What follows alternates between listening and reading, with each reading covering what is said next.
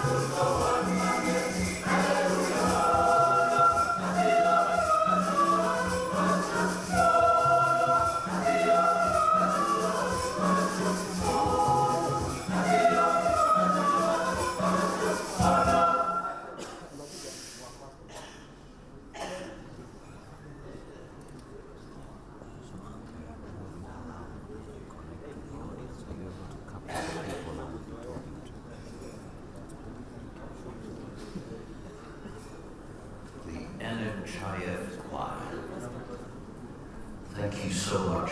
In the meantime, please join the conversation on the screen. Everything on your phone. Everything on your phone.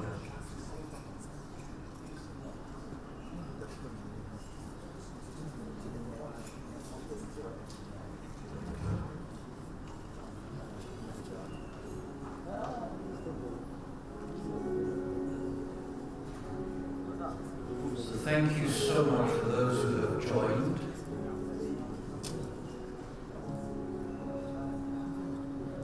The conversation. So let's have the first question on the screen. Everything on your phone. If you're just joining us, all you have to do is go to menti.com. That's menti.com. The code is on the screen. The code is 63 62 4914. Or you can simply scan the QR code. You will see a thumbs up sign. But at this particular time, we're asking you that simple question. The question is, let's have that. Simple question. But I have a microphone here. I'll also be asking you simple questions as well as we continue on.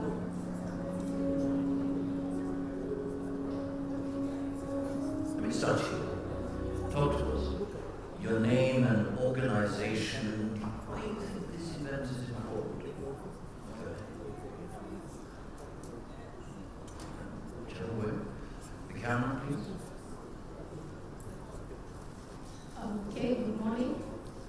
My name is Veronica Ndegwa from the Institute of Public Finance. We are a research organization, non-government, and the first time I heard of this policy was in 2019. Yes, it was included in the national policy on OSR enhancement. So I'm happy to see it being launched today, but I also want to be forward-looking. Seeing some of the people we work with at the counties, so we hope they're going to take it up and localize it in their respective counties. Wow. Veronica, a big round of applause to Veronica. Thank you so much indeed.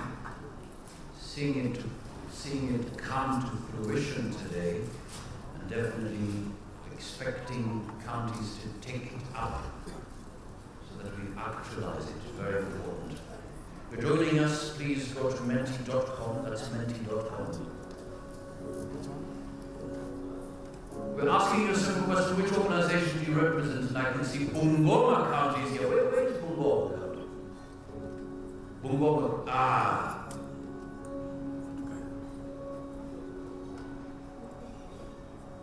Bungoma County, I want to find out, what's your big expectation? Yes. Come to the microphone,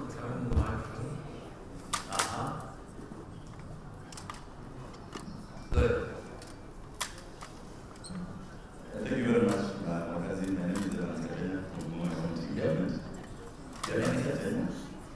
Evans Katenya from Bungoma County Government. I'm an economist. Our biggest expectation today, because we are here to launch a policy on pricing and tariff, I think it will give us a clear framework on how to levy various fees and charges that counties should levy, and ultimately to assist counties in enhancing their own source revenues. Thank you.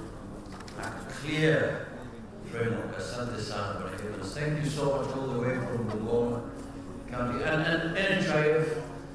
NHIF choir. We may need just take note of the different counties that are represented, because in between we may call you forth to surprise some of the guests in terms of dance styles from the different. Is that okay? All right, excellent.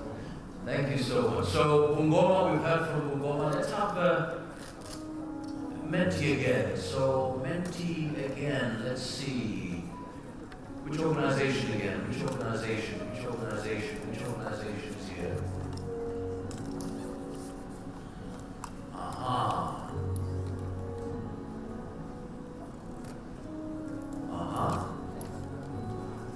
We're able to get Menti. We've heard from Veronica. We've heard from Evans. Earlier on, we heard from Steve. Peter, yes, Peter, and of course Kevin. Elgeyo Marakwet County. Mukwabe, Elgeyo Marakwet. Elgeyo Marakwet. Mukwabe. Atasi. Basi. Wajua tunataka tuwasikize mkituzungumzia. Sababu tukishamaliza hapa hizi shughuli basi watu mashinani watakujua mlikuja mkutanoni mambo yalikuwa vipi. Thank you so much, Wakazi. My name is Solomon Kanye, the Director of Revenue, County Government of Elgeyo Marakwet. I think our biggest expectation is to have the basis on which we make the levies and charges for all source revenue in an effort to enhance our revenue collection and get closer to our potential. Thank you. Love that. Getting closer to our potential. Asante sana. Makofi yake tafadhali. All the way from Elgeyo Marakwet to Asante sana. I see Nakuru County well represented. The bigger the name, the bigger the representation. Nakuru County, where are you? Nakuru County.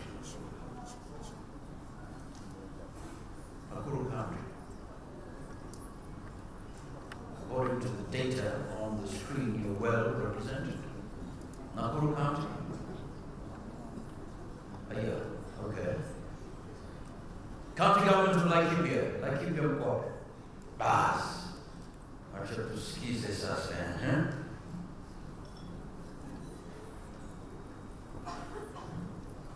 Thank you very much. Good morning, everyone. I'm Kunya from the county government of Laikipia, Mwisho wa Reli.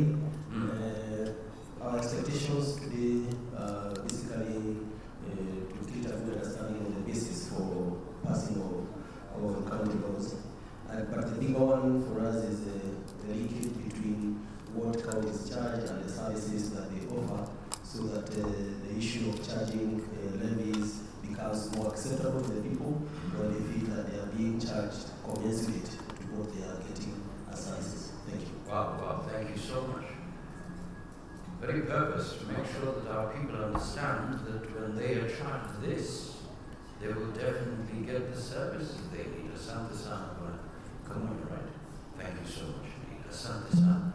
So you're joining us. Which organization do you represent? Of course, we have a county question, but let me just pick the organization. So CRA, let me see, another one there.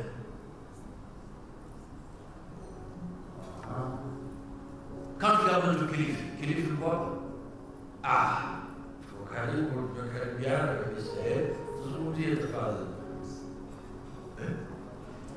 Wataka yuko hapa. Lakini kwa sasa tusalimu tu basi, nataka kujua kwamba mlisafiri salama basi. Thank you. My name is Alfred Dena. I'm the Director of Revenue Management. Expectations are wide and many, but I want to narrow down just one thing, which is the pricing model. In Kilifi border, Mombasa County. Now, in a small town called Mpwapwa, we charge 50 shillings for parking. Across the bridge is Mombasa County, and they charge 150 shillings 3 times. for parking. By the end of this discussion, I'll have got an answer on why and how. Why and how? That's a good question. Wanadena, asante sana, all the way from, where's the county? Thank you so much. Fantastic, excellent. We want to see the different parties who are here. They want us to understand why. So this policy will definitely help us to understand why I'm here. Sir, talk to us. Why your name, organization, and why you feel this event is important to you. I'm Joshua Futo, CCM Finance and Economic Planning from West Pokot County. I want to expect that at the end of this session, we will be able to understand how we are going to get to one government. There is one government, the national government, which is Kenya, and yet we have 47 distinctive county governments. So how are we going to ensure that the counties maintain their independence in their specific regions, and yet they still join together at the high level? That is my expectation at the end of this session. Thank you very much. West Pokot, makofi yake tafadhali. Thank you so much. Ladies and gentlemen, thank you for contributing. I see Public Finance Institute, Resource Mobilization. Okay, excellent. You know, Waswahili wanasema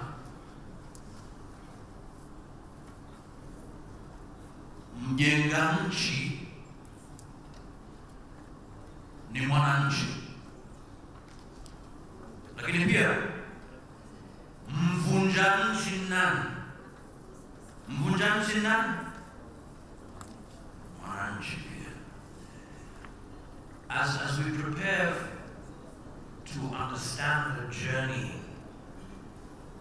that we have taken so far in making sure that no Kenyan is left behind, courtesy of the Commission of Revenue Allocation,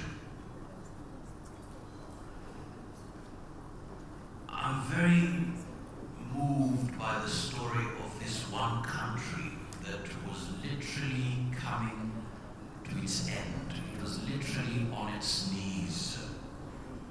But something remarkable happened through the power of people coming together, and every person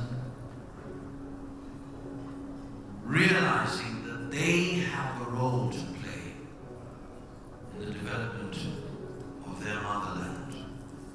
Let's have the video on the screen.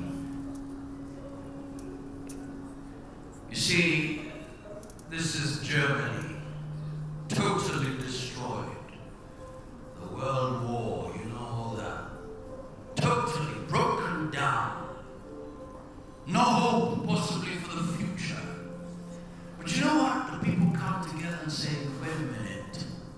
So who's going to build this country? We allowed the politicians to take over. Then the people started building their country.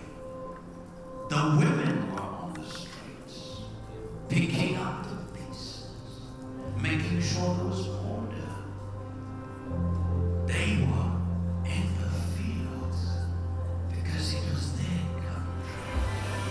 And little by little, slowly by slowly, block by block, step by step, in the farms, on the streets, they were able to turn it into a masterpiece. And I believe that is also true for us. So even as we talk about today's launch, we're looking at a better country, better Kenya, that we can be proud of as we breathe our last, as our children and grandchildren take charge with a sense of responsibility and stewardship. Ladies and gentlemen, we are ready to capture that story. I believe we have it ready. So let's have that story. Thank you so much.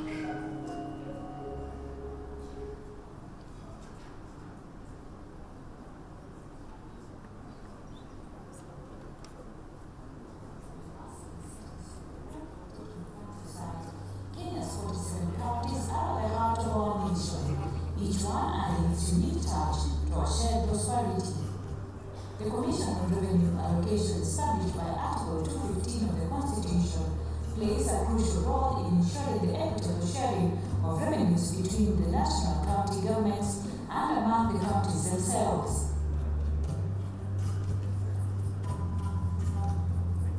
The principal function of the Commission on Revenue Allocation is to recommend the basis for equitable sharing of revenue raised by the national government.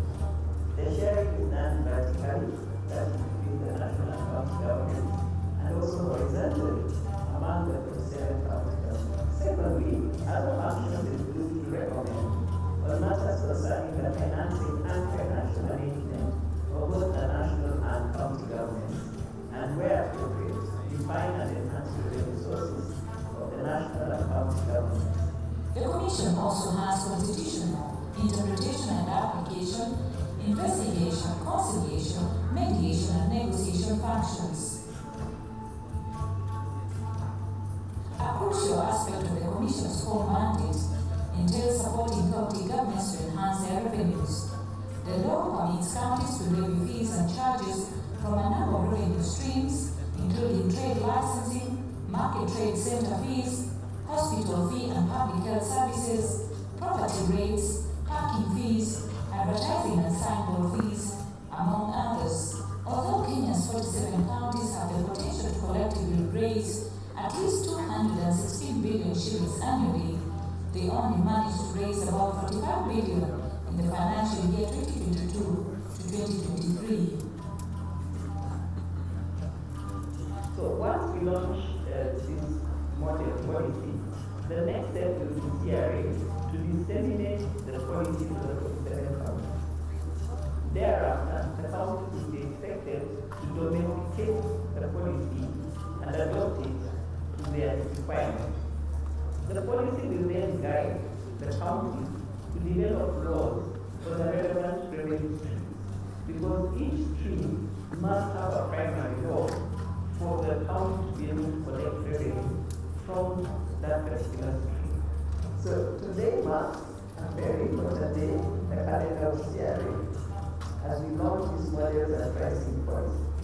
It is indeed a very proud moment for the Commission on Revenue Allocation and Kenya at large, as we launch the first ever model tariffs and pricing policy in East, West, and Central Africa.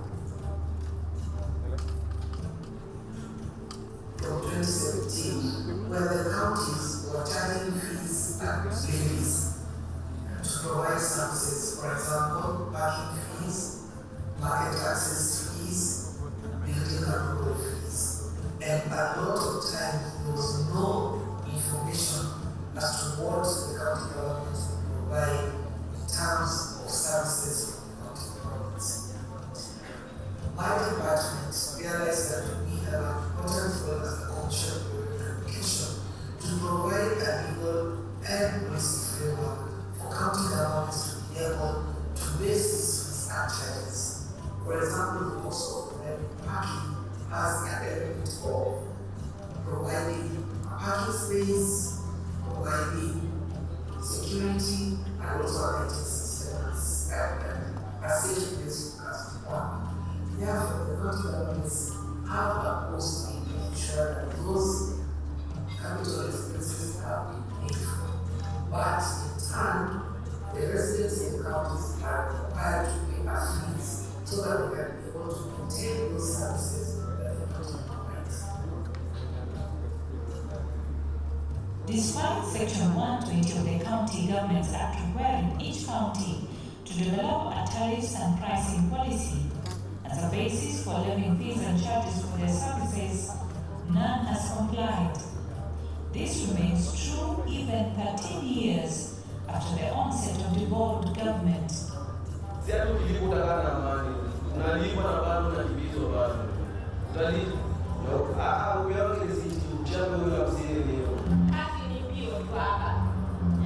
Kama hivi itakuwa kuna kazi mpaka nanusia, so tumemaliza kuelewana. Hiyo kampeni inakuja sasa, ile wakati ya kukimbia, labda nimempea kiatu na hajadilipa, siwezi simama hapo, nakimbia labda atanabeba ile kiatu. After promulgation of the 2010 Constitution, counties continue levying fees and charges with no legal basis, contrary to the provisions of Section 120 of the County Governments Act. This model policy therefore promotes compliance with the law. Secondly, the model policy will guide the counties to levy fees that are commensurate to the service provided. This will give confidence and comfort to the Wananchi, given that the Wananchi will have participated in determining the charge or levy through public participation. Wananchi should only pay fees that are commensurate to the services provided by the counties. The model policy, once domesticated by the counties, will help identify, through a cost-benefit analysis, the key revenue streams that are cost-effective in relation to the administration costs. What we are saying here is, if the cost of collecting that revenue is more than the actual revenue being collected, then the county may not want to adopt that as a revenue stream. As we prepare to roll out the model policy for county governments to adopt, we anticipate a positive change. Fees and charges will be clearly explained and aligned with the actual costs of services. This move will build greater trust between residents and county officials.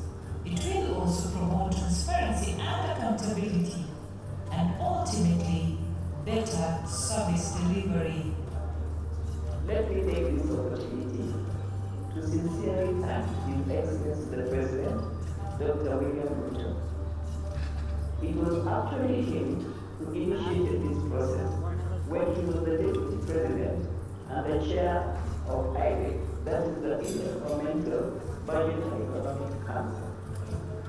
This was as a result of complaints that were arising from the traders and the farmers because of the simplicity and multiplicity of fees and charges that were being leveled at those levels of government.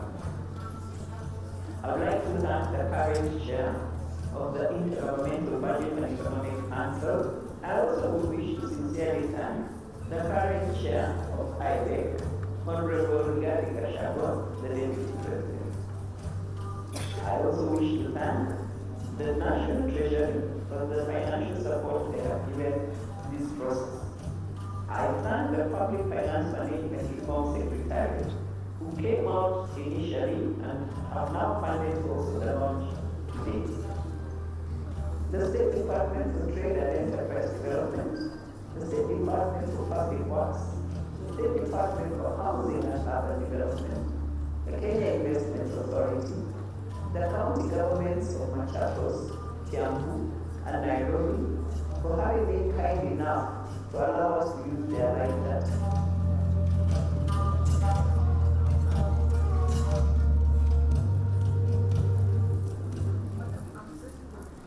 Wow, there you have it. Why this particular launch is very critical. So in the meantime, I kindly request all those who are outside to please make your way inside so that we can start off together. It's 12 minutes past 10.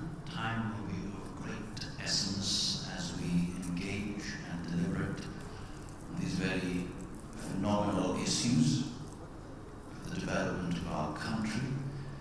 So I kindly request those who are still outside, please make your way inside so that we can get ready to start.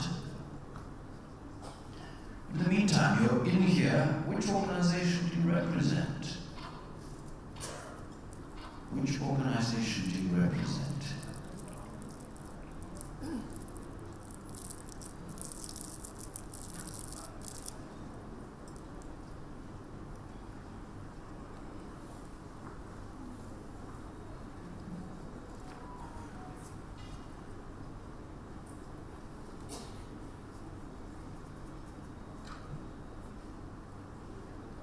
Which organization do you represent?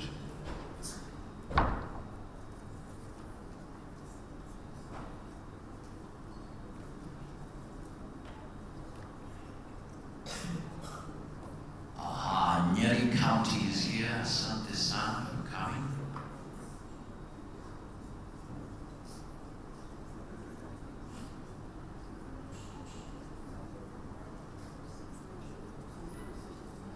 Kisumu County is here as well.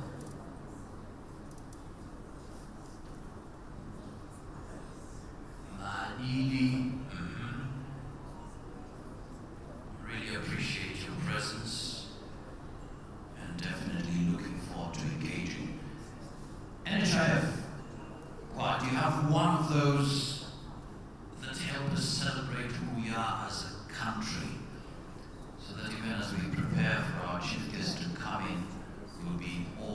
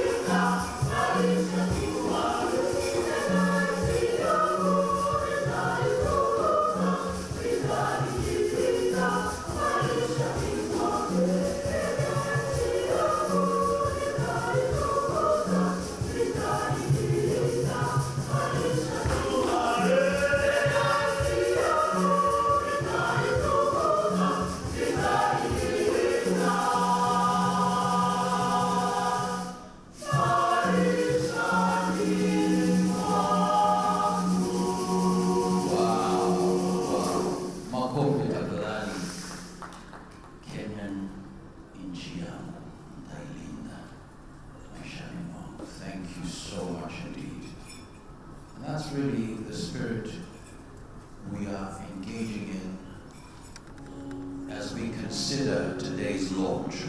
We want to celebrate all of you for coming. Those who are still outside, please make your way inside so that we can kick off. We're ready to kick off.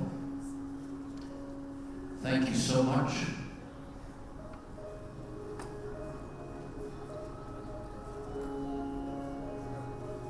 And just to let you know that you are safe. At the same time, we ask us to be vigilant in the way we move around so that we are totally in charge. If you have any questions, concerns, we have the CRA team ready to make your engagement favorable. The reason why I say that is I normally highlight one concern that a lot of people sometimes do not keep in mind. You may have heard this story.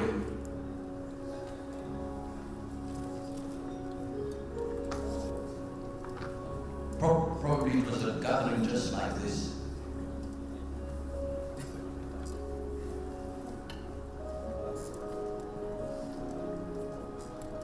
You see, he was preaching. A Sunday afternoon church service dramatically interrupted. Then, all of a sudden,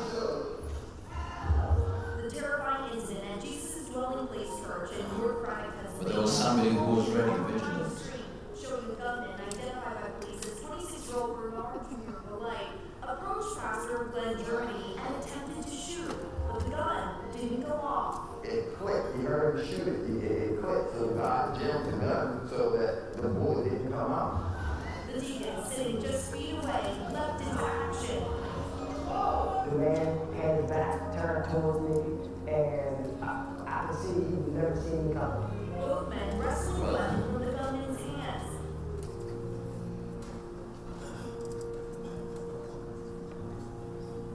So, ladies and gentlemen, we want to assure you that security is well set. The washrooms, once you exit the back doors, keep left. You'll find them. And if you're on this other right side, your left, keep right. Towards the very end, you will find the washrooms. In case of an emergency, always be calm. Certainly be vigilant so that we can make an impact in regards to the event, but also to one another. So thank you so much for being here. We celebrate you and we honor your presence indeed. So what are your expectations? Let's have Menti. Let's have Menti. What are your expectations? What are your expectations? If you're just joining us, just go to menti.com. That's menti.com, menti.com.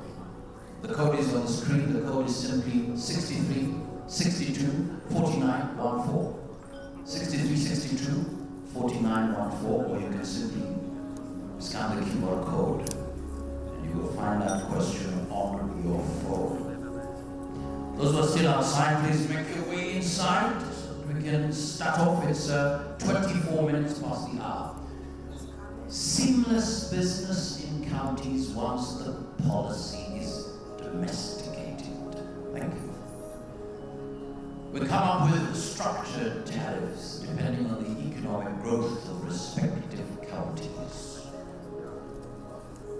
What are your expectations? Why do you think this event is important?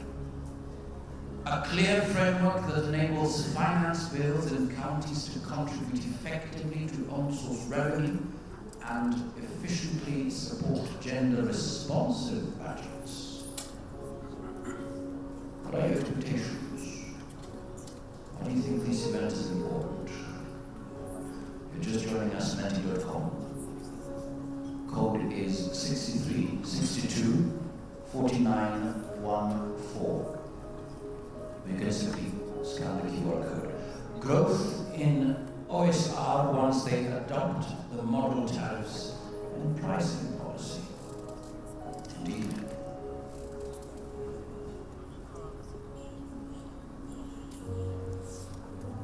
Your thoughts. And we'll be using this particular platform even for your questions during the panel discussion. The panel discussion looking at legal and policy framework for county governance, OSR. Launch of a policy to provide transparency in the pricing policies and tariffs in counties. Transparency. To balance socio-economic development. Economic development in the country, very important. Understand the basis of determination of various county user fees and charges. As has been a general concern so far based on the comments that were shared earlier. What are your expectations? 26 minutes past 10. What are your expectations?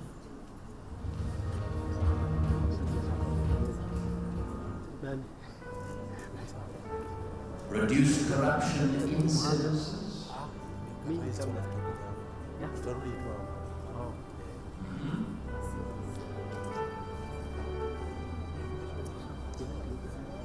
What are your thoughts?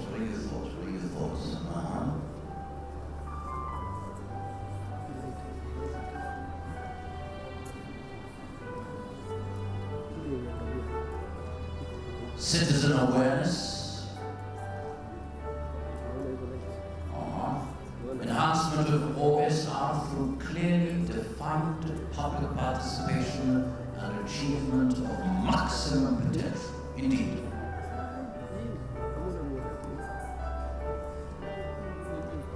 So, ladies and gentlemen, once our chief guest comes in, I can request with great honor we can all be upstanding.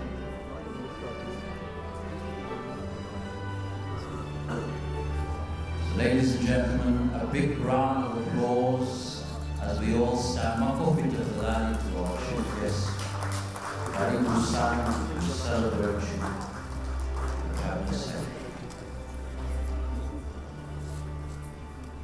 Thank you so much as well, Your Excellency. Welcome.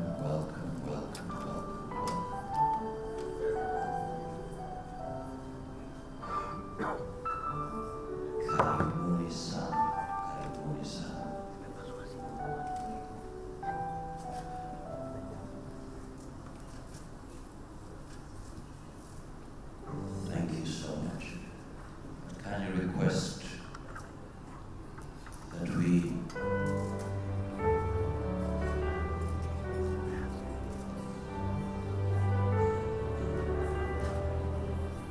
So, ladies and gentlemen, Your Excellencies, distinguished guests, ladies and gentlemen, I kindly request that we be upstanding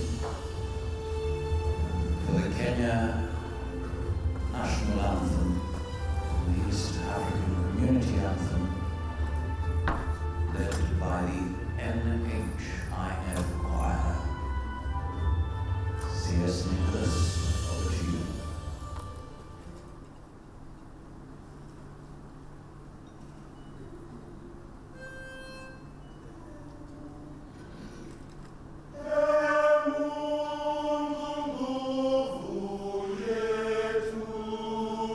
Ilete bara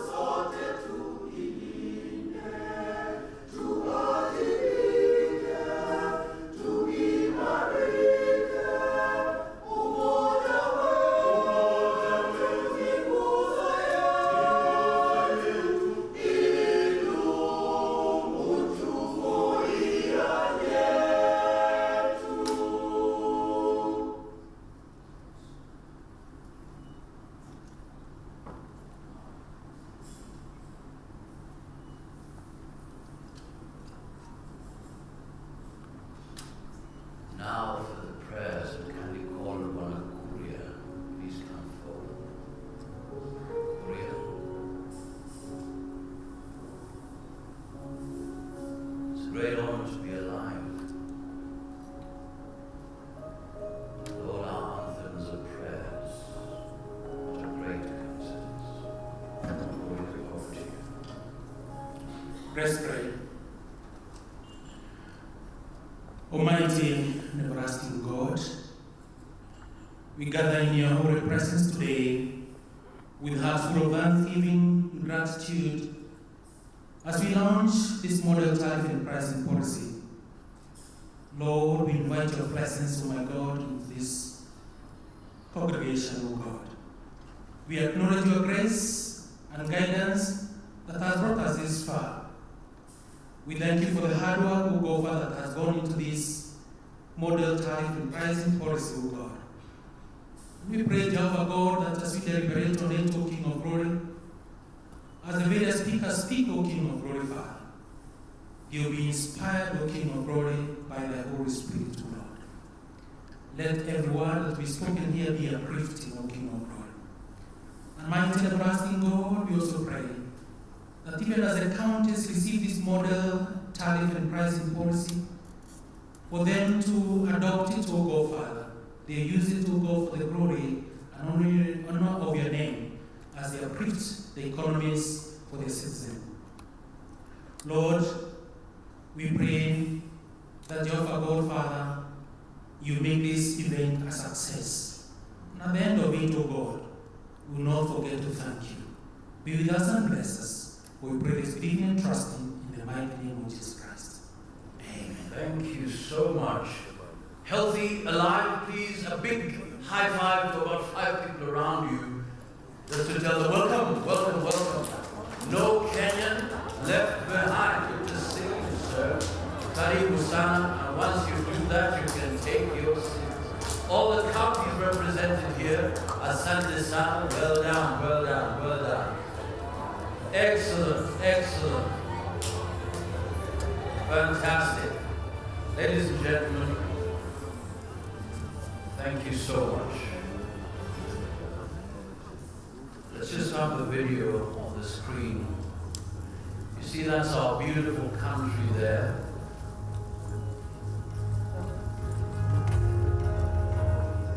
So as we engage,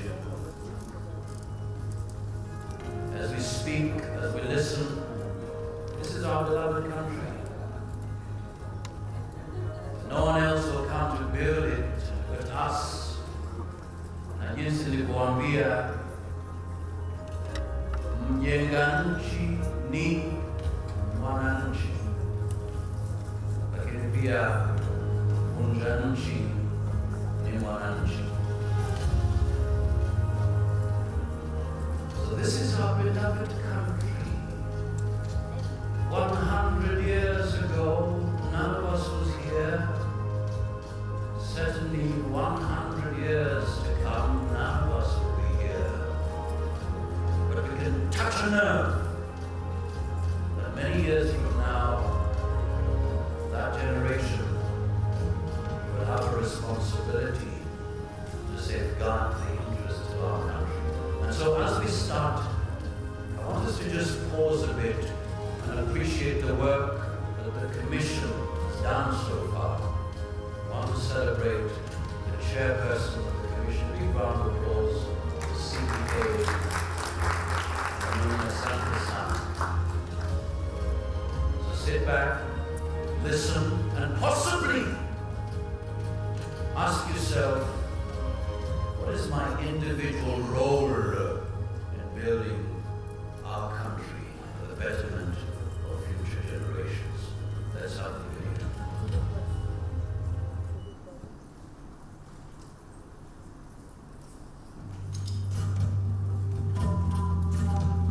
Kenya is a land flowing with milk and honey.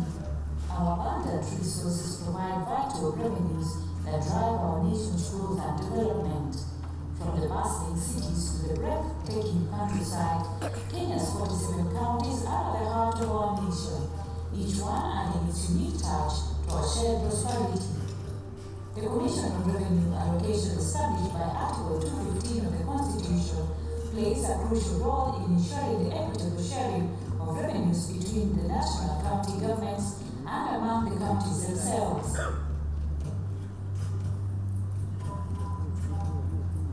The principal function of the Commission on Revenue Allocation is to recommend the basis for equitable sharing of revenue raised by the national government.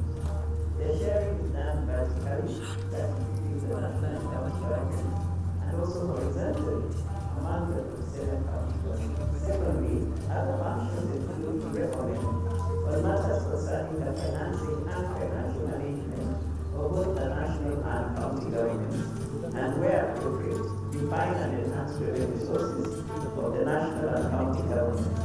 The Commission also has constitutional, interpretation and application, investigation, conciliation, mediation and negotiation functions. A crucial aspect of the Commission's core mandate entails supporting county governments to enhance their revenues. The law permits counties to levy fees and charges from a number of revenue streams, including trade licensing, market trade center fees, hospital fee and public health services, property rates, parking fees, advertising and signboard fees, among others. Although Kenya's 47 counties have the potential to collectively raise at least 216 billion shillings annually, they only managed to raise about 45 billion in the financial year 2022 to 2023. So once we launch this model policy, the next step will be CRA to disseminate the policy to the 47 counties. Thereafter, the counties will be expected to domesticate the policy and adopt it to their requirements. The policy will then guide the counties to develop laws for the relevant revenue streams, because each stream must have a primary law for the county to be able to collect revenue from that particular stream. So today marks a very important day in the calendar of CRA as we launch these models and pricing policy. It is indeed a very proud moment for the Commission on Revenue Allocation and Kenya at large as we launch the first ever model tariffs and pricing policy in East, West, and Central Africa. From 2017, where the counties were charging fees and levies to provide services, for example, parking fees, market access fees, building approval fees, and a lot of times there was no information as to what the county government would provide in terms of services from the county governments. My department realized that we have an important role as the Commission on Revenue Allocation to provide a legal and policy framework for county governments to be able to base these fees and charges.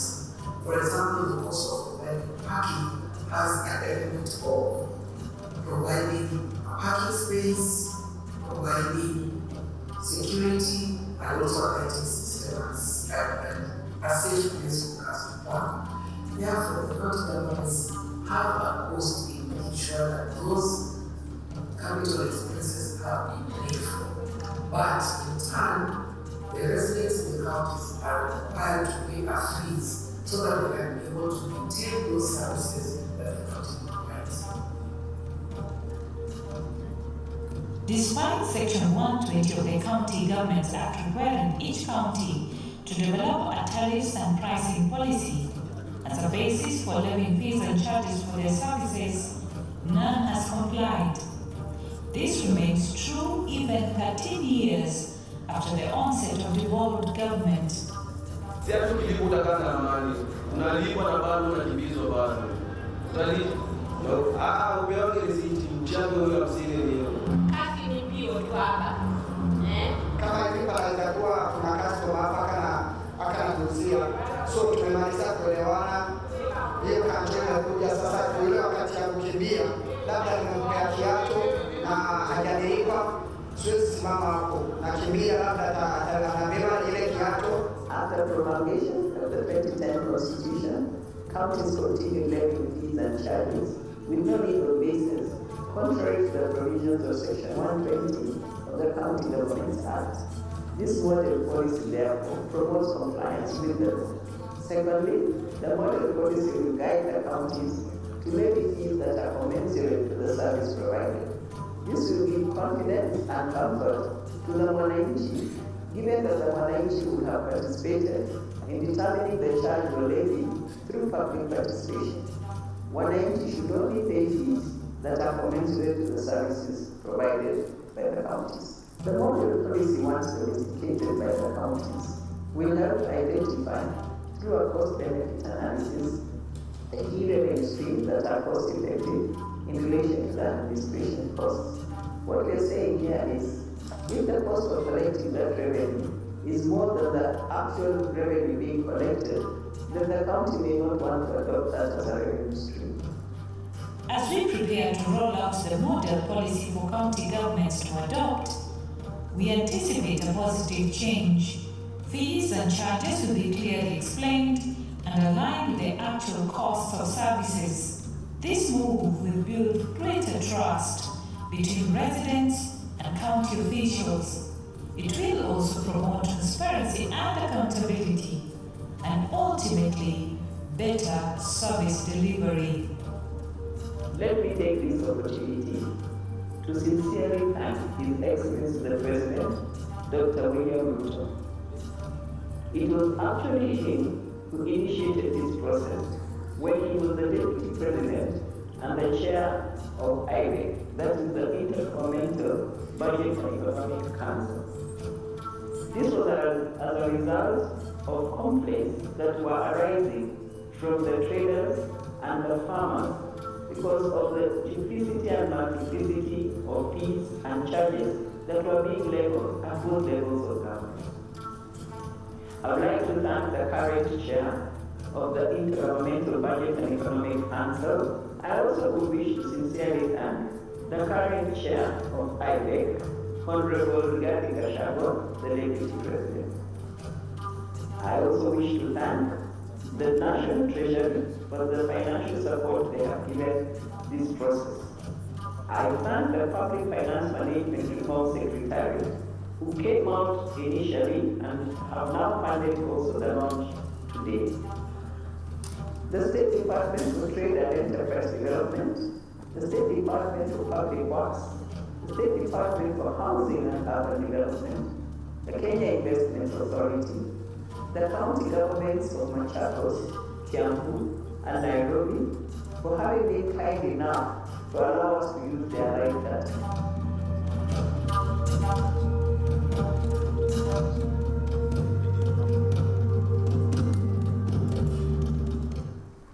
There you have it, anticipating a positive change, especially better service delivery. And to now give us the opening remarks, ladies and gentlemen, a big round of applause to the Commissioner, Commission on Revenue Allocation, Dr.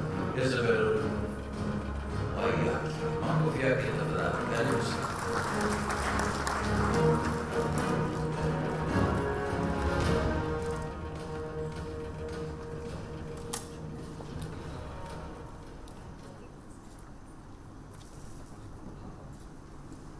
Distinguished guests, ladies and gentlemen, the chief guest, governors, cabinet secretary, permanent secretary, speakers, members of the county assembly, chairpersons of constitutional commissions, CEOs present, CEC finance present, chief officers, directors, CRA staff, all gentlemen and ladies and gentlemen, and all protocols observed. Good morning.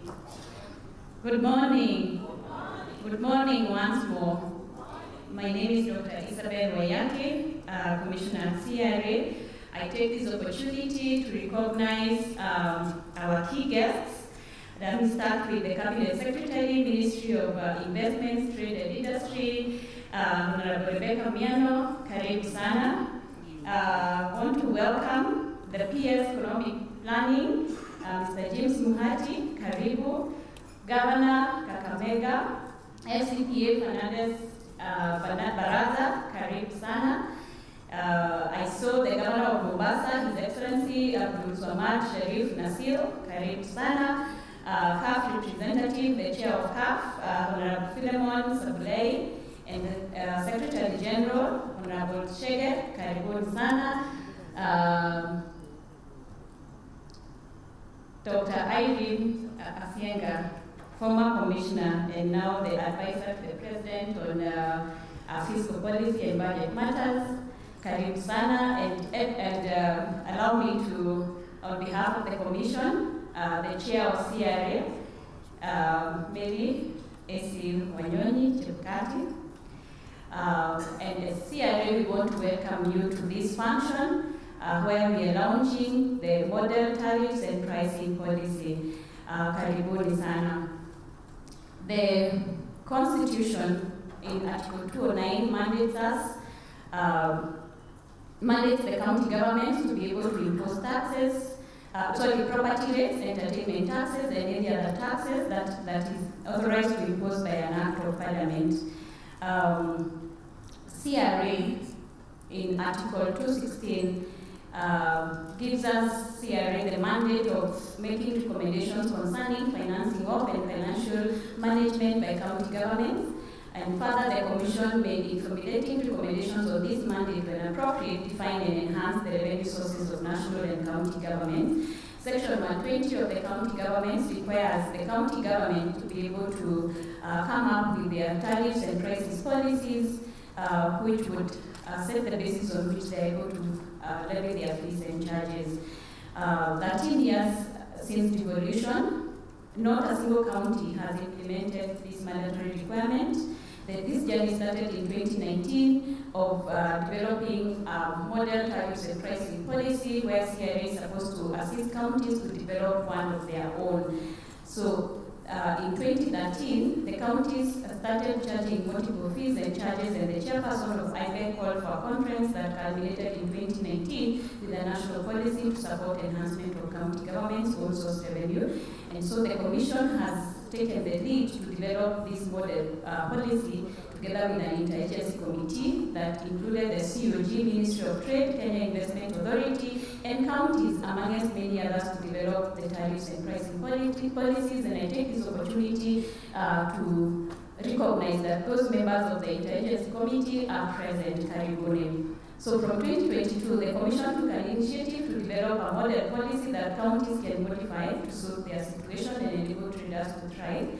And this is very crucial as it forms the reforms agreed in the 6th Development Policy Operational Activity, which had a time frame of February 26-24 to launch the model policy. On December 2nd, 2022, the CIA presented the first draft to the Council of Governors in Naivasha, where they received it and approved it. And so today we have the final model sample that has incorporated data from 5 counties. There is Nairobi, there is Meru, Machakos, Kisumu, and Kiambu. And this model policy was approved by the COG on 18th of December. And so, having given that background, we want to do that launch of the policy today. And I also want to acknowledge the counties represented here. We have the counties of Nakuru, Kilifi, Meru, West Pokot, Nyeri, Mombasa, Kakamega, Nairobi, Kitui, Kericho, Busia, Elgeyo Marakwet, Kajiado, Kisii, Goma, Laikipia, Nandi, Tharaka Nithi, Baringo, Kiambu, and Taita Taveta. We also have various organizations that are present, including KRA, Parliamentary Budget Office, the Executive Office of the President, and also IBEC. We have CAF, we have the COG present, we have Development Partners, Institute of Public Finance, and Institute of Surveyors, and the County Governance Watch. So I want to take this opportunity to welcome everyone to this launch.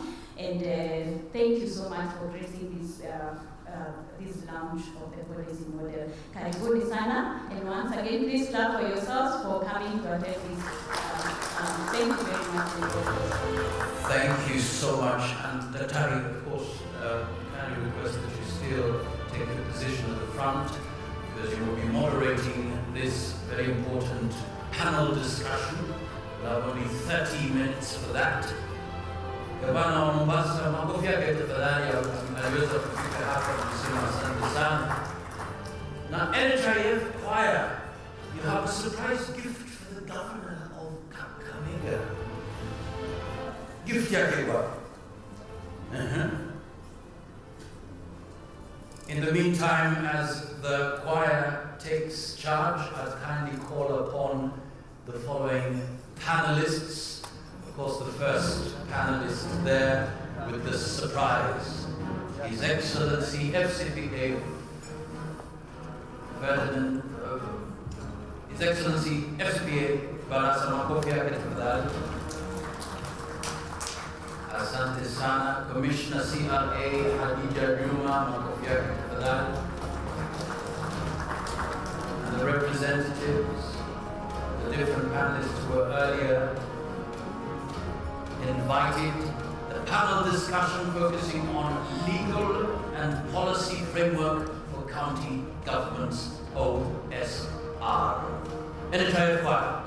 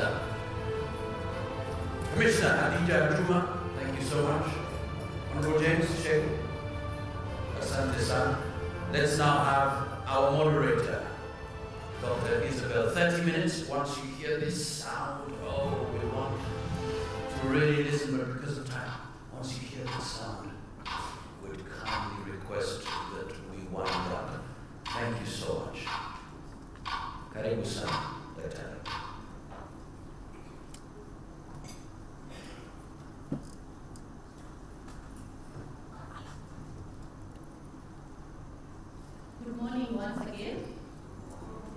Good morning. Thank you very much to our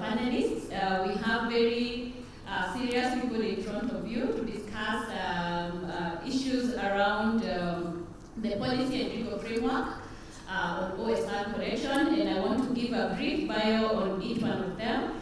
Allow me to start by His Excellency, the Governor of Kakamega, Honorable of His Excellency Fernandez Baraza, who attended Kenyatta University and holds a Bachelor of Commerce and a Master of Business Administration, and at the same time he has a PhD in Accounting and Finance degrees. So allow me to call him His Excellency Dr. Fernandez Baraza. Karibu sana. He's also a fellow FCPA, Fellow Certified Professional Accountant, and a former chairman at the prestigious Institute of Certified Public Accounts of Kenya between 2015 and 2017. And he also served as the Managing Director and the Chief Executive Officer at the Kenya Electricity Transmission Company Limited, KETRACO. And he has been conferred the Order of Trunk Warrior, OTW, in recognition of his outstanding and distinguished service to the nation in various capacities.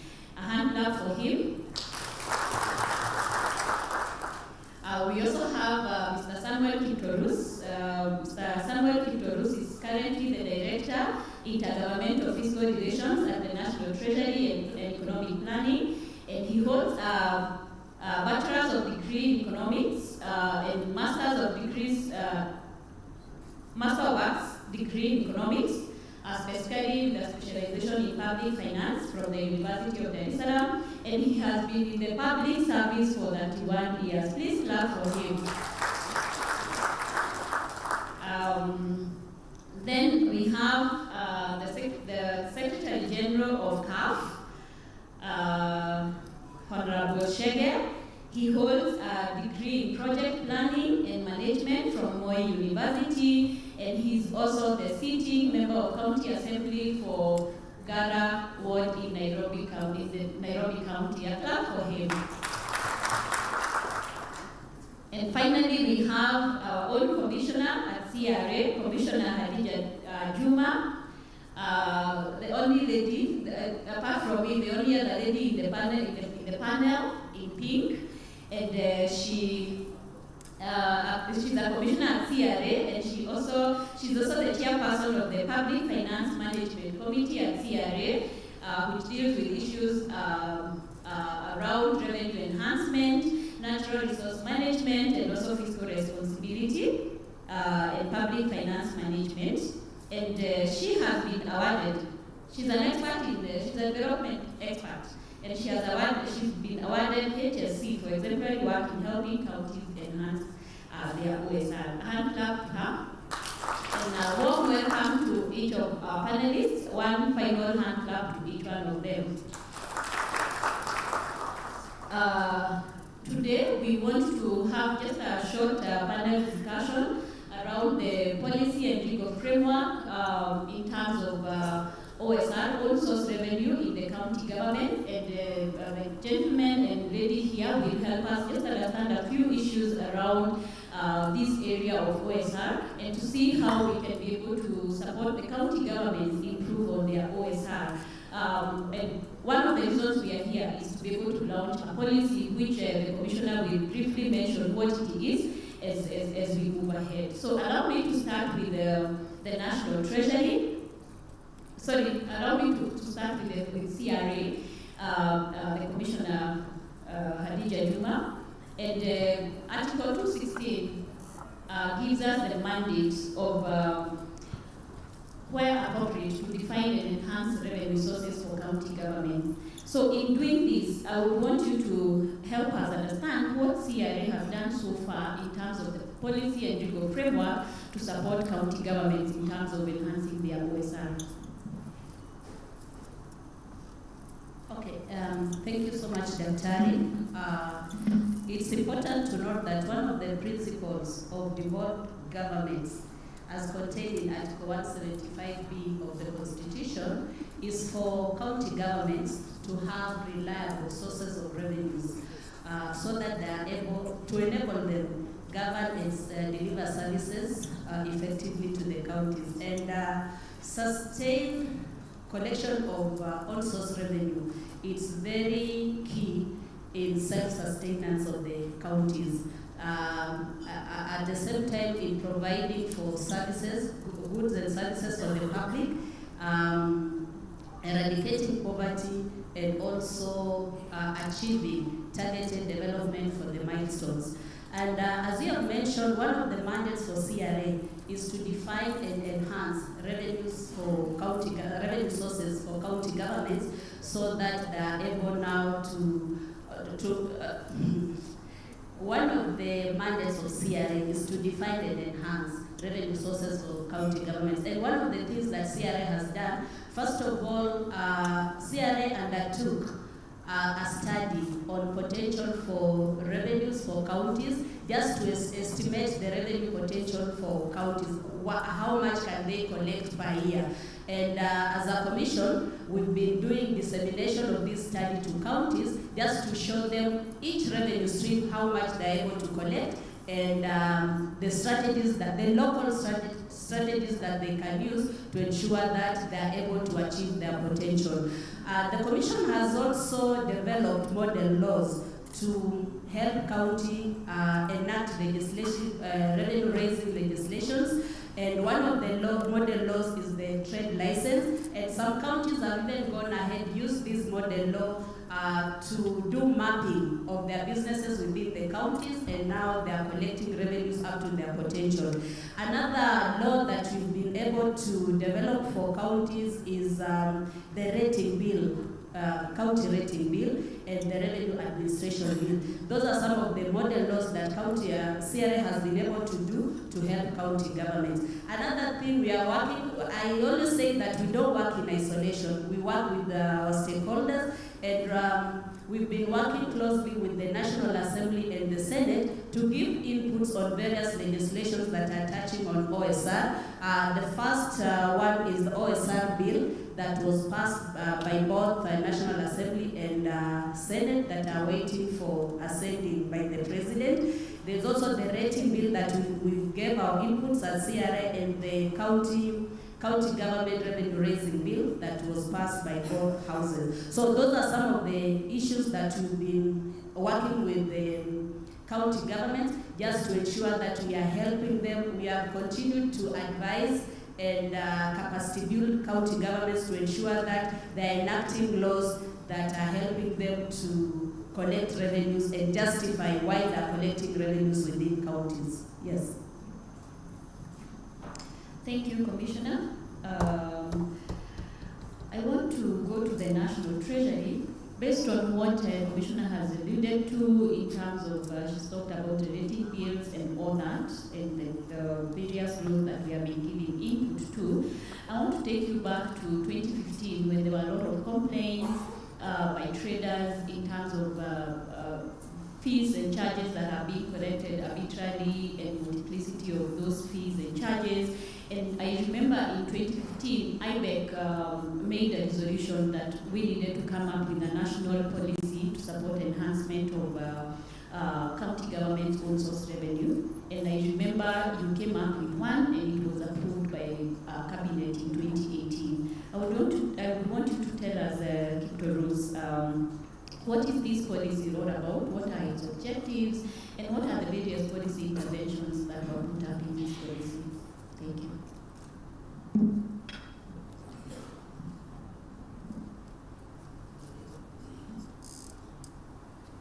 Thank you very much for the question. I came with some copies of the policy. I'm here on behalf of my principal secretary, Dr. Chris Kipto, who was unable to come due to other commitments. It is true we have a policy on OSR that was launched in 2019. It has a life of 10 years. It is due for review now. Just as before I answer the question you asked me, if you look at the policy, it starts with the historical background, where we have the defunct local government under Cap 265. Then come forward to 2010, we have a constitution that now we have the national and county government. So we look at from the background, you go to the situation analysis, really what obtains, after the defunct local government, what did the counties inherit, move forward, you look at the objectives. From the objectives, we have the strategies. We have the governance structure, and then the last chapter is on the implementation framework, which is basically at the top we have the IBEC, and then we have the steering committee chaired by the CS National Treasury. We have a technical committee chaired by the PS National Treasury, and then with membership from as many institutions as you are seated here. We also have a secretariat that steers that process. Coming to the objectives, the policy was developed to address what was observed on the ground when the county governments came into place. One thing is that we needed a policy that will streamline the management of OSR, for example, in terms of system, in terms of collection. We also wanted a policy that will give you that predictability in terms without affecting economic activity when you are doing business across counties. We also wanted a policy that will give you that the legal framework, sort of, to give you the guide on how you will deal with the legal issues. I think those are the key highlights of the policy in terms of objectives. Thank you.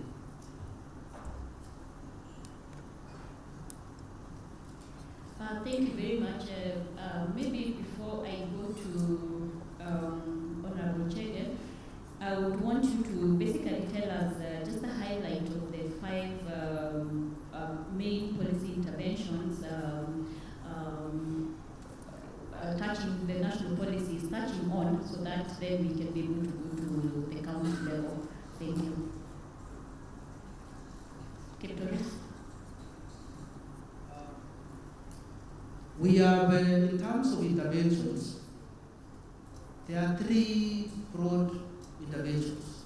There are interventions at the national government, where we are talking of the bills that the national government needed to come up with. The intervention at the next level is at the county government, where you needed to now come with the primary legislations in your counties. Then, going to there is also, if you look at in terms of implement, there is the National Assembly and the county assemblies. They are also given expectations on what to do. Now, coming to the national government, we have done the rating bill, we have done the revenue raising measures bill. That is in terms of the legislation. Now, in terms of administrative, you now go to the administrative side of it. You are aware that the other day we are spearheading, of course, we are working very closely with CRS, COG to develop a county revenue management system, which will ensure that there is that harmony and there is that predictability, because we have looked at what happens whenever there is change of government, particularly from county government. There is total change even in the system. So we need to have that prediction. We have also done a lot of capacity building in terms of revenue management in the counties. There is the other intervention. I think that is all about the interventions. Broadly, there are 3, and each of us is expected to play our respective roles. Thank you, Tariffs. I think that's at the national level. We've seen what the National Treasury is doing also to support county governments in terms of OSR. And I want to come to you, Your Excellency, Governor Kakamega, and I would want you to tell us, I know you have made lots of efforts to increase your own source revenue, and I would want you to tell us what are some of these challenges that you face in terms of the legal and the policy and legal framework in terms of your collection of OSR. And at the same time, you could also tell us what are some of the interventions on the efforts you're making in terms of collection of OSR. Thank you. Thank you, Dr. There are quite a number of challenges which counties are facing, policy and legal framework, in especially the area of legislation. First and foremost, most of the counties are still relying on outdated bylaws by the defunct local authorities to collect the revenues. And of course, because of that, the optimization of the revenue collection is hampered. And that is why we are trying to sensitize the counties in terms of passing specific legislation on revenue collection. Like now, the rate bill, which has been discussed before, is one of the interventions which counties can use to optimize the revenue collection. The other challenge, of course, we also don't have specific legislations on these revenue streams. Most often than not, you find counties relying on annual basis on their finance bills, which will now apply for purposes of the levies and taxes. I think going forward it's important for counties to come up with specific legislation on revenue streams so that it can actually enhance revenue collection. Of course, now the biggest challenge which I know we are addressing today is lack of a model tariff and pricing policy, where there is no uniformity on what is charged in terms of levies. And this, of course, when you are looking at investors, they feel frustrated when counties are charging different levies for the same service. So the intervention by CRA, by launching this model tariff and pricing policy, will actually come and address the uniformity aspects. The final challenge which we are facing as counties is encroachment by the Kenya Revenue Authority in the on-source revenue that is collected by counties, where KRA is now charging VAT on on-source revenue. Can you imagine? So when you charge VAT on on-source revenue, this is something that we have raised and we still want to record. That KRA is actually interfering with the revenue raising mechanism by charging VAT on on-source revenue.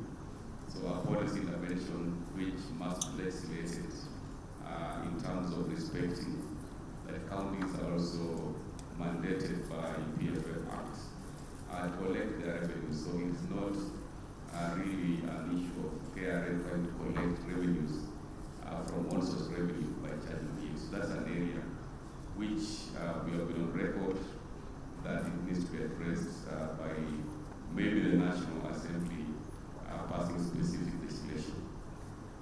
In terms of interventions of enhancing revenue collection, we are now moving into automation. Most of the counties have already onboarded automation to enhance the revenue collection by sealing some of the loopholes. I appreciate the intervention by CRA. I know there is a proposal to have the integrated revenue management system. We have also been on record and given our voice of the self. It's a good idea, but it needs to be implemented in phases because we already have counties that have invested heavily in the automation process of revenue collection. And when we consider the integrated revenue collection system for all counties, this is something that we believe should be implemented in phases so that we have that information. Of course, the issue of capacity building for the revenue officers has also been enhanced. I want to appreciate what CRA is doing. You moved around most of the counties just to sensitize our revenue officers, and also the capacity building aspect is quite useful. Sensitization is crucial. Most often than not, we have a problem on implementation of finance acts, especially on revenue collection. there's a lot of resistance. So I think sensitization and making sure that whatever is collected, of course, our range can see that is being put in good use.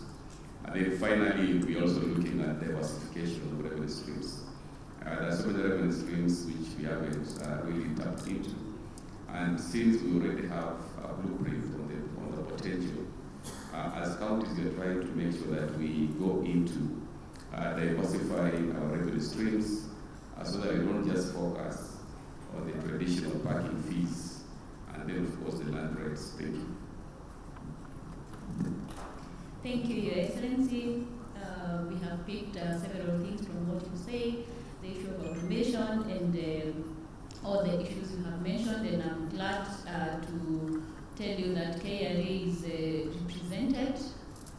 There's someone representing the Commissioner General, and they have picked that issue that you have mentioned.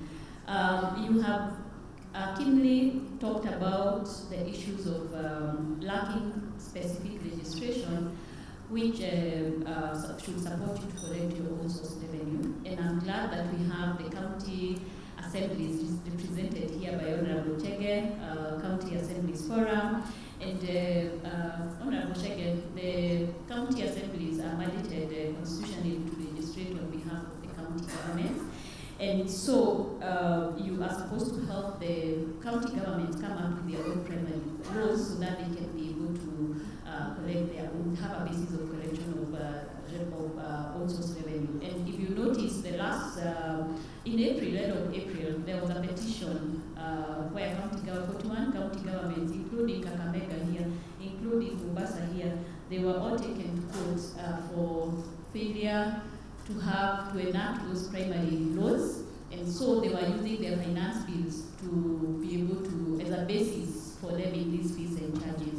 So I would want you to tell us what is the role of the county assemblies in enacting these primary laws, and once you tell us your role, why is it that many counties, the 41 counties, are still struggling to have these primary laws in place? Thank you.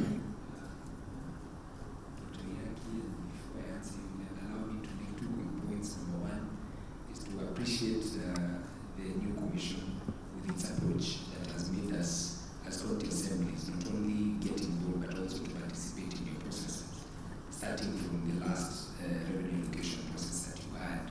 Thank you. And number two is also to acknowledge that I represent the 47 county assemblies as the Secretary General. But then again, we also have a battery of speakers, maybe around 7 led by our chair, the County Assemblies Forum, who also found it necessary to grace your good occasion, and I thank you that they are here. Back to your question, the role of county assemblies, number one, legislatively, it is a mandate to make that law.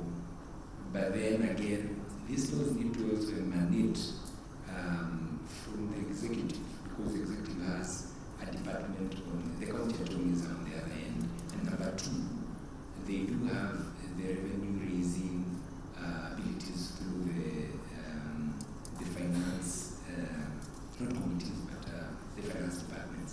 So much as it is yes our role, but it needs to originate initially from the executive so that we make the pass from that side to our side. I'm saying that because in looking at the model that you're proposing,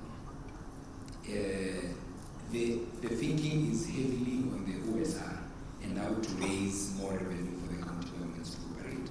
But when it comes to the county assemblies, legislatively we look at it from that angle, but then we also have the heart of oversight. So that much as we are looking at the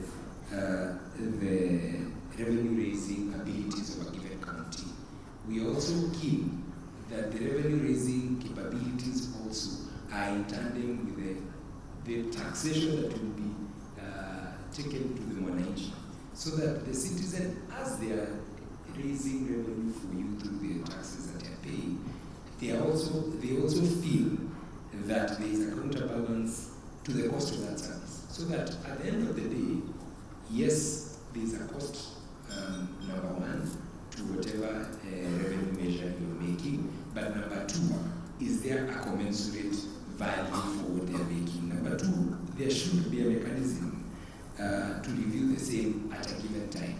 So that, let me give you an example of Nairobi, because that's where I operate in. If you're going to pay a fire license in a given building, who is the primary, who's supposed to make that payment? Is it the owner of the building, or is it the individual business premise? So that if a building has 10 floors, it's the business of the business owner to pay. So the various small offices are there, pay a fire license. But number two, the owner of the building also pays a fire license. And then number three, if the building gets fire and the county government did not respond on time, who now bears the brunt of value for that service, or the value of whoever paid that tax? And so that's, from the county assemblies, our conversation cannot be only on OSR, is one angle, but also on the oversight, that the mwananchi or the citizen is feeling that the number one is the value for what they are paying for, and number two, should they not get commensurate service for it, what happens? Finally,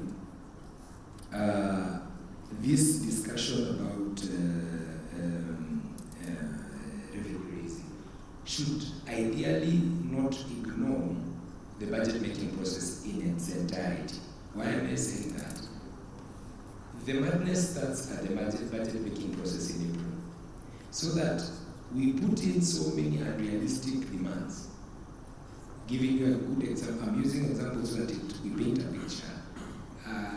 The government of Nairobi will have a budget of about 45 billion, but realistically we can raise about 30, right? And so that one pushes the finance bill as a way of raising money to get to the budget that you're proposing. And so ultimately the tariffs and the charges and the levies also come in tandem to try and mitigate or try and get to the budget that you're making. So the conversation really should start from the budget making process, come to the finance bill and the fees that are charged, and now what you're talking about, a model, and then now a full cycle that is there. Because from the county assemblies, we only look at it, we can only look at it from number one, legislatively, and number two, oversight.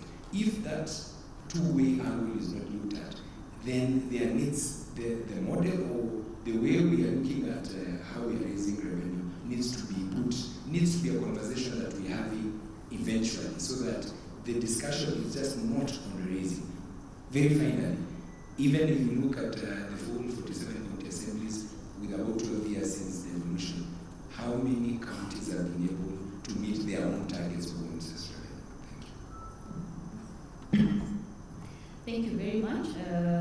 We have seen that the county assemblies will be supporting the county executives to have these laws in place.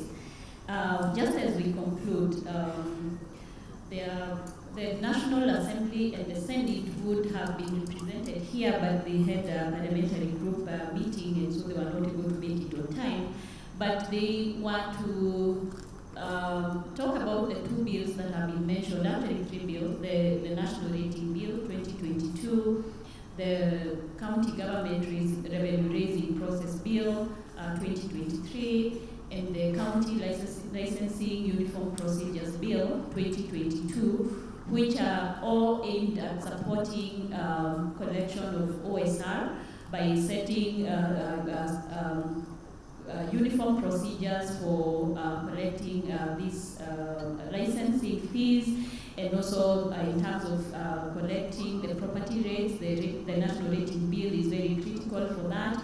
And then the County Government Revenue Raising Process Bill is to ensure that the revenue raising measures at the county governments do not jeopardize the economic policies and the national policies in terms of their collection. So they would have told us where we are at this point, but I would want to ask Kiptorus, maybe based on the feedback that they have gotten from the two houses of parliament, to probably just tell us when we are likely to have these bills in place, so that we know we are supporting OSR, or just maybe their status members. Kiptorus.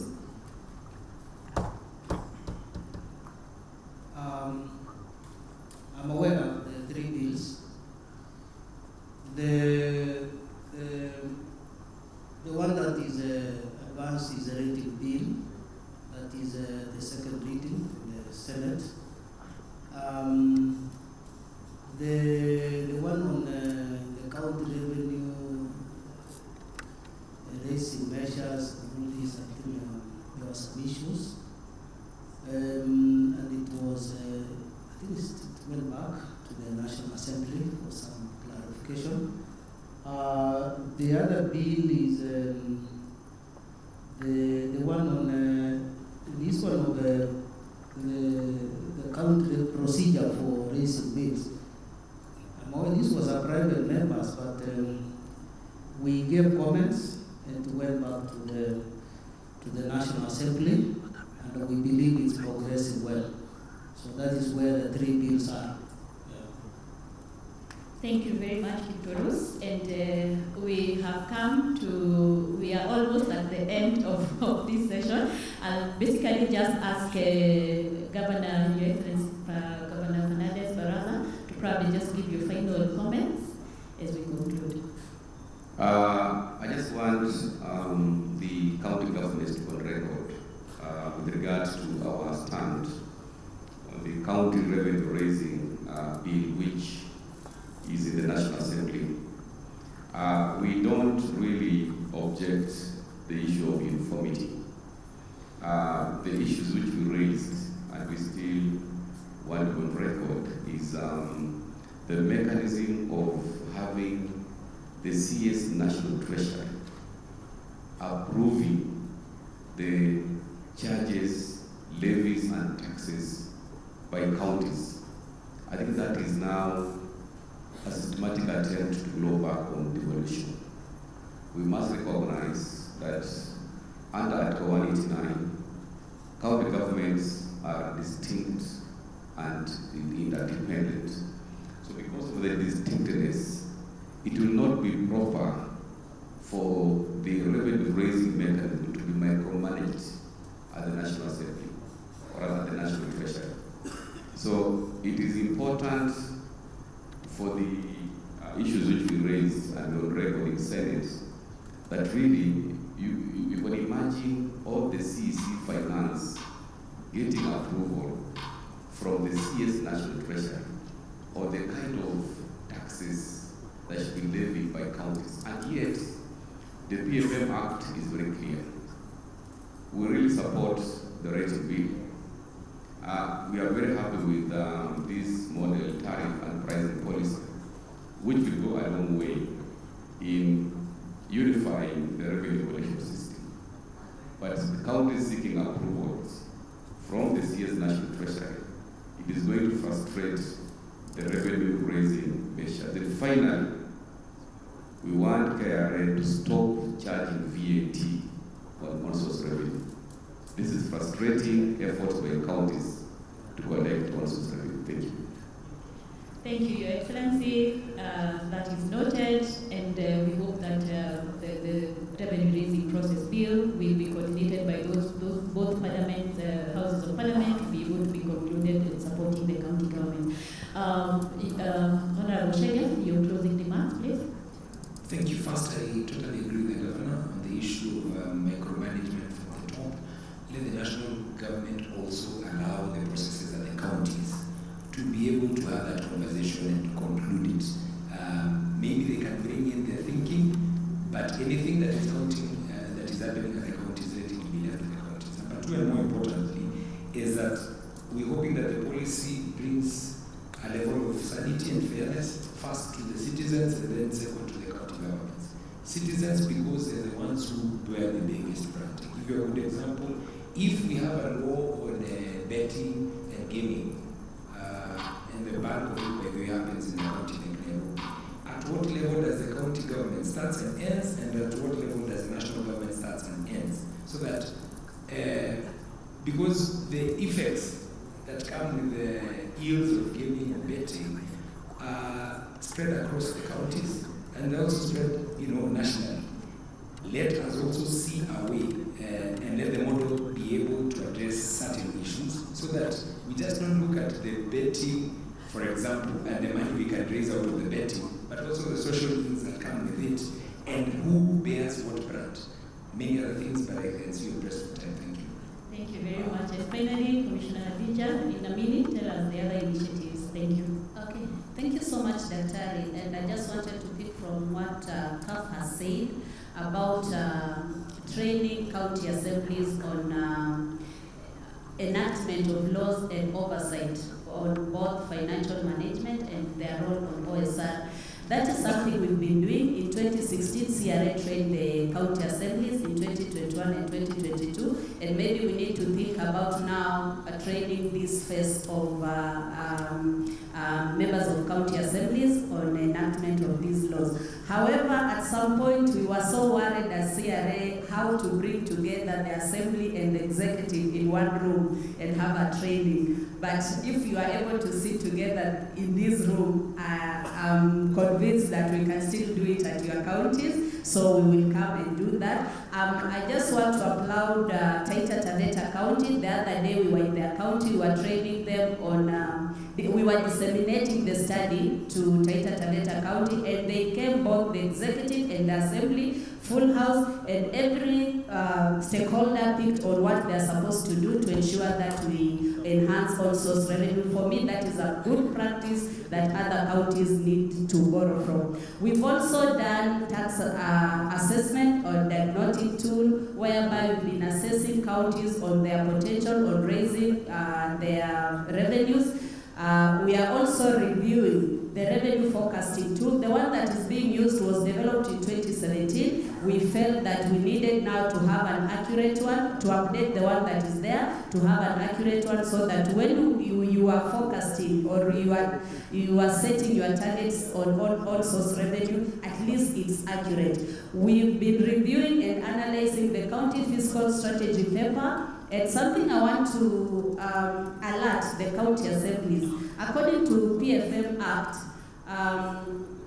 the PFM Act has given us a mandate as CRA to review and analyze those county fiscal strategy papers before they're taken to the county assemblies. But you'll find that sometimes the county executive present those papers to the assembly without input of CRA, and that is something that you need to look at, because we've seen counties use OSR as a balancing figure, which is wrong, because when you don't achieve the targets that you set for OSR collection, then by the end of the day, it will affect the budget, and by the end of the day, you will have pending bills. And finally, we also did an exercise on cost of collection, assessment of cost of collection, what counties spend to collect revenues. And it's interesting that some counties are doing very well. According to PFM Act, you are not supposed to spend more than 30% of what you are collecting. A county like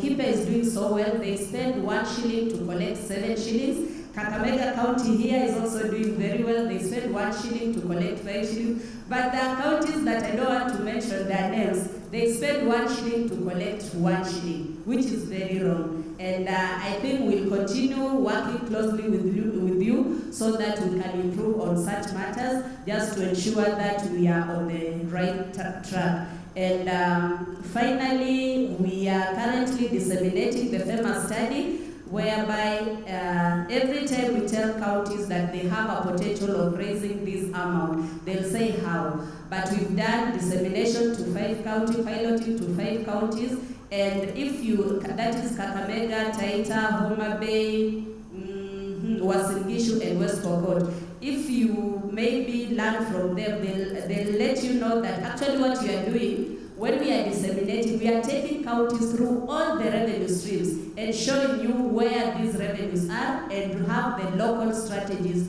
to ensure that by the end of the day, you achieve your potential. And our dream as CRA has always been that by the time this third commission leaves office, at least counties should be able to achieve their target of raising 216 billion. And finally, on tariff and pricing policy that we are launching today. If there's one person who is so happy that we have managed to launch this policy today, it's me, because it will guide you, counties, on how to cost your services. The counties that are undercosting their services, the counties that are overcosting their services. For example, I was in Kilifi County. They're doing so well providing parking fees services. But if you ask them, how much do you charge parking fees? They'll tell you charge 50 shillings. And if you ask them, how much does it cost you to provide one parking slot? Definitely, it's more than that. So this tariff and pricing policy, it was overdue, and I'm happy that you are launching it today. It will really help counties cost their services so they're able to continue providing services as they charge the services they provide. Thank you so much, Dr. Thank you very much. With your permission, Dr. Isabel, we've got very quick questions. If possible, the panelists, please respond to these questions. 1 minute, please. We have a timer here for 5 minutes. So we'll start with the first question from the audience. Were there pilot counties on the potential OSR process? Okay, next question, very quickly.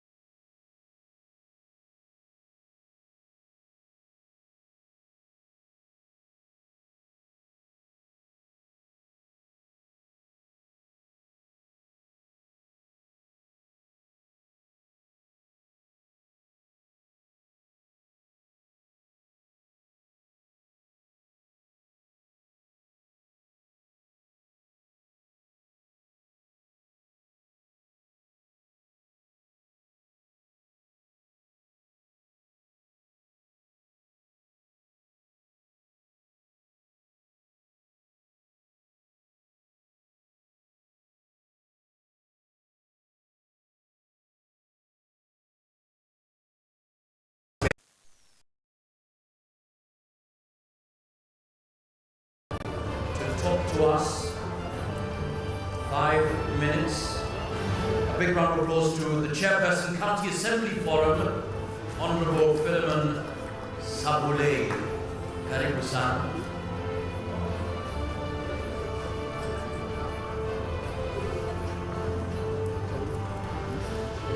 Chairperson, County Assembly Forum.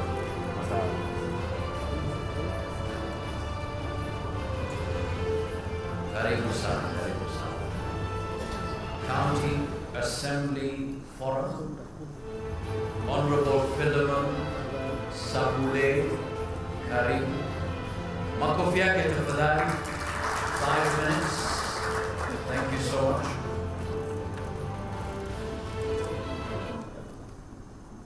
Thank you so much, the Chair, CRA, Your Excellency, the Governor present today, the Commissioners, Chairperson of various commissions, my colleagues from county assemblies, a number of speakers, an NC here, and spoken here before us, members of county executive committees.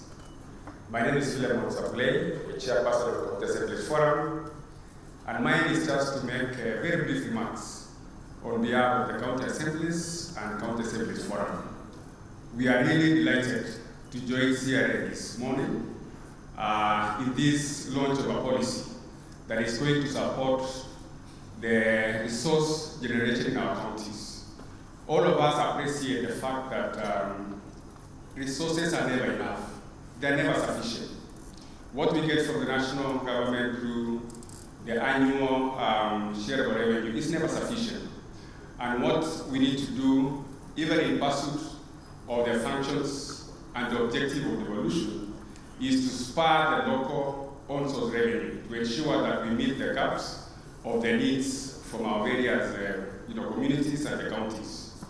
As county assemblies within the Republic of Kenya, we want to give our highest assurance that once this policy is launched, we are going to ensure that we play a very pivotal role in domesticating those policies and ensuring that as part of our responsibility in oversight, we have them commissioned and implemented in our various counties. I would also want to urge our colleagues from all the county assemblies, of course, including the executive, that we take time to interrogate this policy and ensure that it speaks to the needs of our people. We ensure that it helps us generate the resources that we need, but also supporting the entities, the business persons, and individuals in our counties to ensure that we spur the development and economy of our various counties. From my part, as the chairperson of the County Assemblies Forum, we want to congratulate CRA for this very important role that they played, which is part of their mandate constitutionally, and pledge our support that we are going to work with you to ensure that we succeed in this very important noble cause and many other responsibilities ahead of us. Hongera CRA. Thank you so much. Asante sana.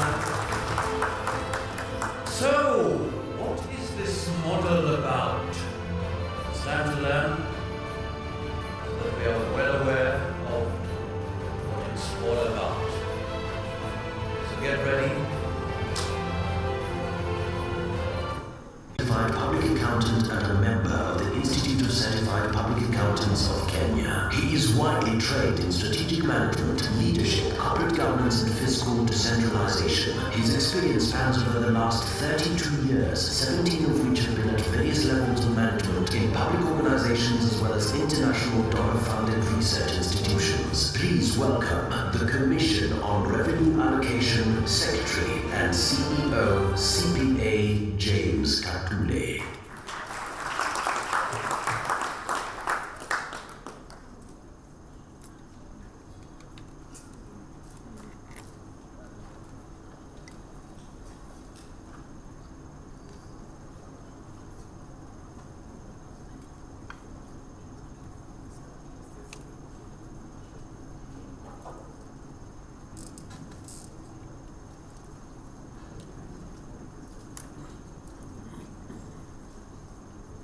Thank you very much.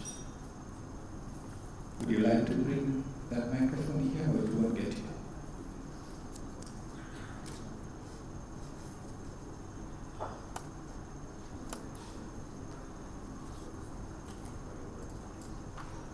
Your Excellency, the governors present here, the CS, Trade, Rebecca Miano, the PS, National Planning, Chair and Commissioners, Commission on Revenue Allocation, members of county assemblies represented here,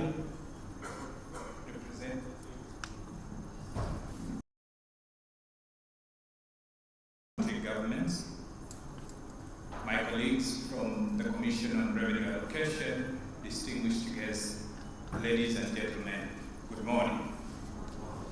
I'll take the next few minutes just to put into perspective what we are launching today, the process that we've gone through, and what we expect to see. And let me just laud the words of Honorable Chegemora in saying that citizens are looking for value. If I park my car somewhere in Lolongo and somebody is asking for some 50 shillings, what service have I received? Is there security? Is there anything that I'm getting in relation to that service? And therefore, I'll take the next 20 minutes just to explain that. This comes from the constitutional resources for both the national and the county governments. We talk about revenue every day so that we ensure that counties can be able to deliver services to the various institutions or the various. Section 120 of that act is very specific that any county government or agency delivering services in the county shall adopt and implement a tariffs and pricing policy for the provision of those public services. Meaning that you need to find a basis as a county why you're charging Mwananchi or anybody who comes in for that service. And that is why we say, even further in that legislation, notwithstanding subsection 1, a county government and any agency delivering services in the county shall adopt and implement model tariffs and pricing policy subject to existing national government laws and policies. Of course, the national laws and policies include the Constitution and include the Public Finance Management Act. What do we, or why do we have to do this, and the rationale of this model? One is the constitutional mandate, which we've talked about. We have issued in 2019 an advisory to the county governments that let's have this policy. A lot of them have not implemented the same. We've engaged counties, and Commissioner Dija has been here. She said we have engaged with the counties, both the assemblies and the executives, when disseminating the OSR potential. It is clear that a number of them, actually most of them, are not adhering to the section of 120 of the County Governments Act. We have also reviewed finance bills from the various counties. And of course, it's the issue of the county potential. We have a study which says counties cumulatively can collect up to 200. We on the right course. So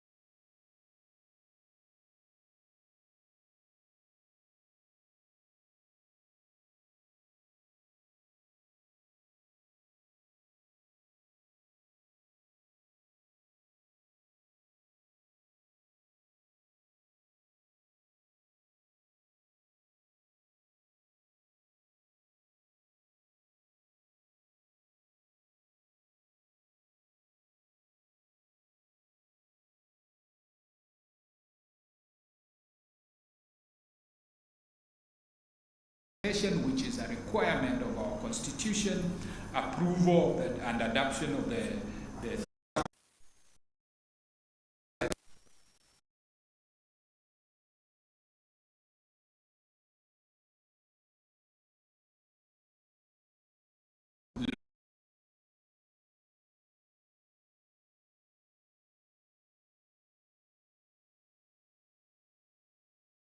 traders.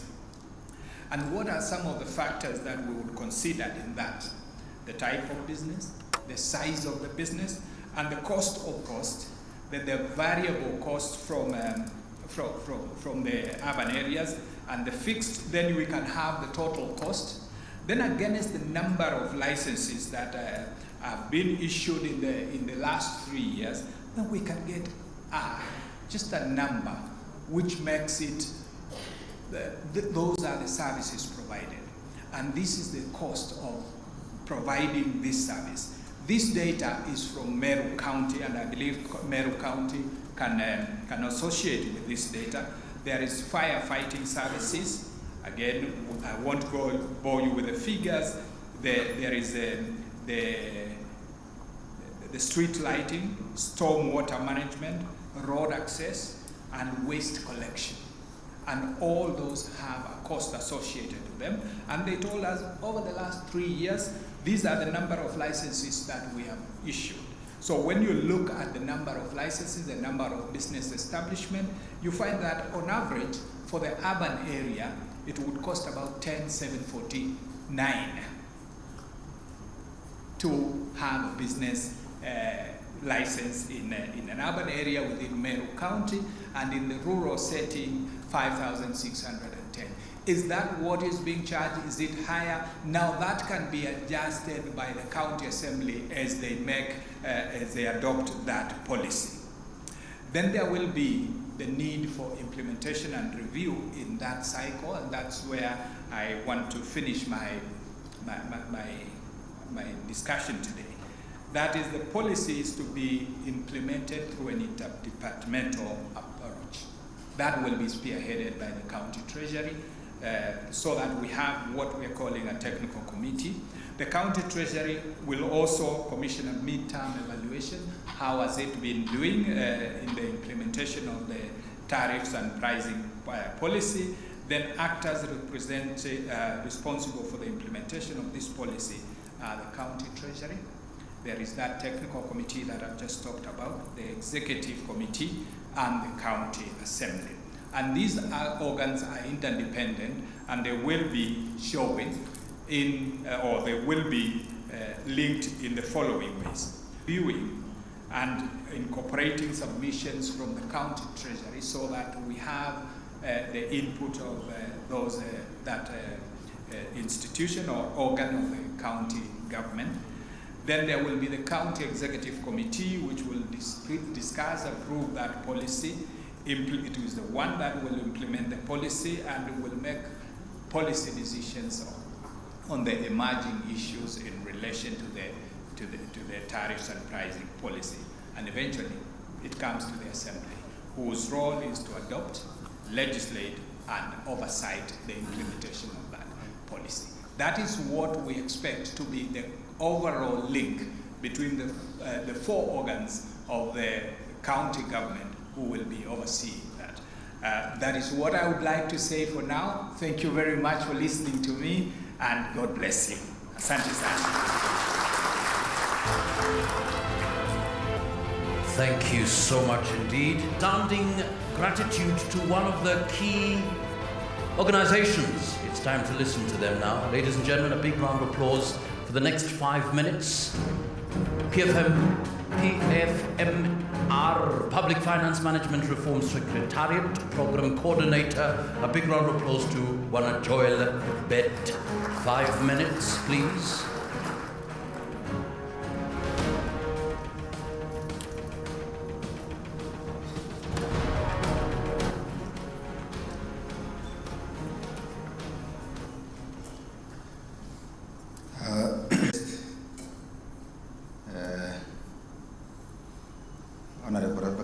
Cabinet Secretary, Ministry of Investment and Industry, Your Excellency Governors, Governor Parasa, and Governor Nasir from Mombasa, the chairperson of the commission and the other commissioners,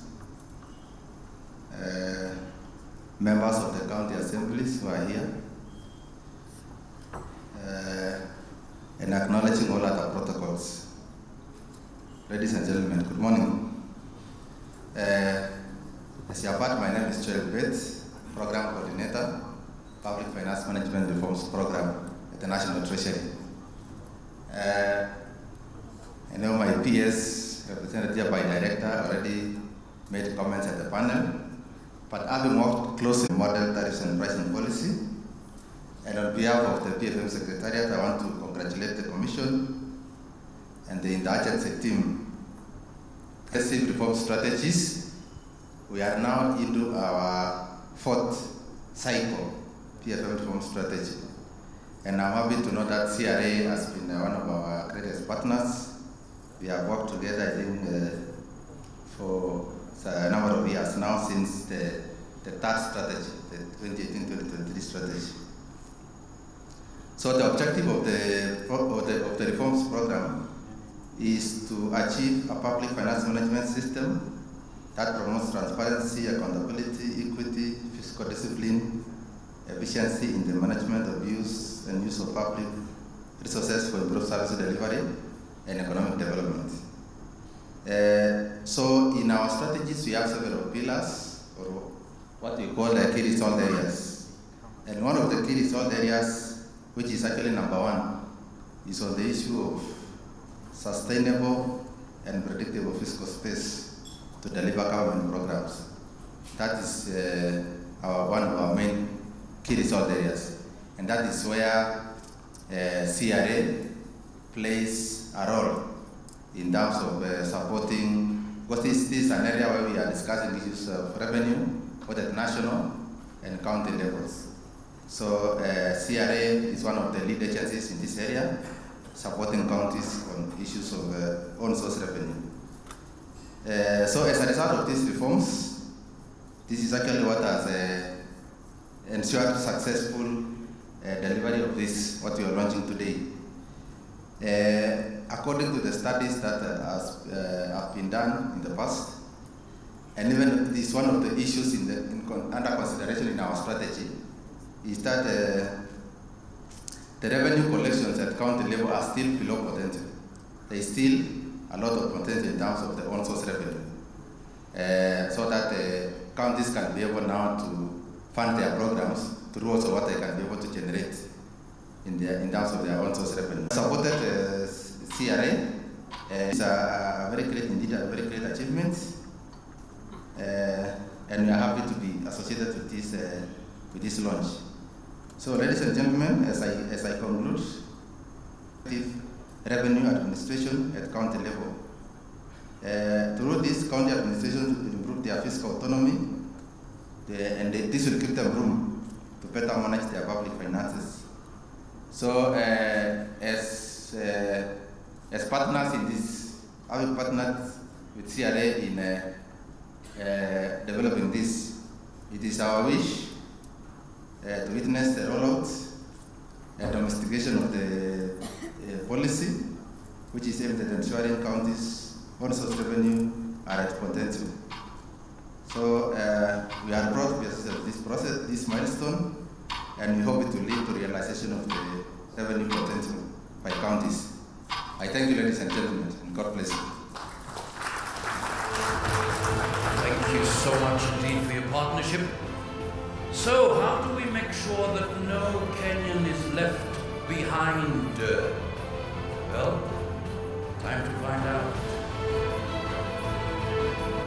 She is a financial analyst with 37 years of experience in the public sector at national and sub-county levels. She is an ambitious and diligent professional who has expert knowledge in the organization and functions of government and is skilled in implementation and monitoring of accounting standards and systems and administering accounting units. Please welcome the Commission on Revenue Allocation Chairperson, CPA Mary Wanyonyi.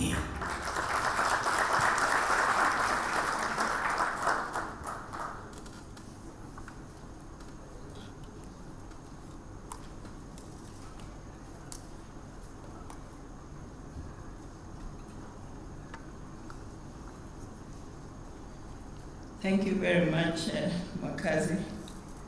You make it look like sometimes it's not the person it's so nicely done and elaborate.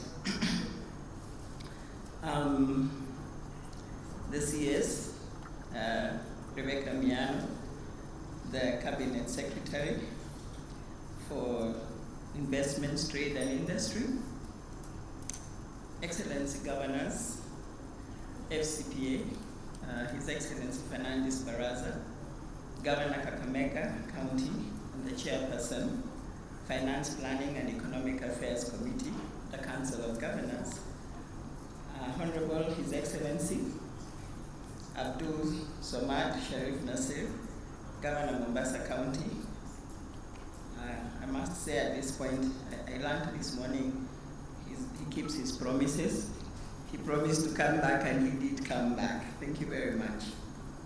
Mr. Gershon Mutaji, EBS and the Chair, Chairpersons and CEOs, I see Joyce Mutinda here, Ms. Muhati, our Principal Secretary, State Department for Economic Planning, Joel Bed, Program Coordinator, Public Management Reforms Secretariat, Honorable Philemon Kiplagat Sabule, Chairperson, County Assemblies Forum, Honorable Chege Mwaura, Secretary General, County Assemblies Forum, representatives, dignitaries, distinguished guests, ladies and gentlemen, good afternoon. I'll try to make sure that I'm not between you and the lunch that has been laid out for you. I'll start by saying it gives me great pleasure to welcome you all today to witness this groundbreaking event, the first ever in East, West, and Central Africa. The launch of the model tariffs and pricing policy for county governments to guide in the development of county tariffs and pricing policies.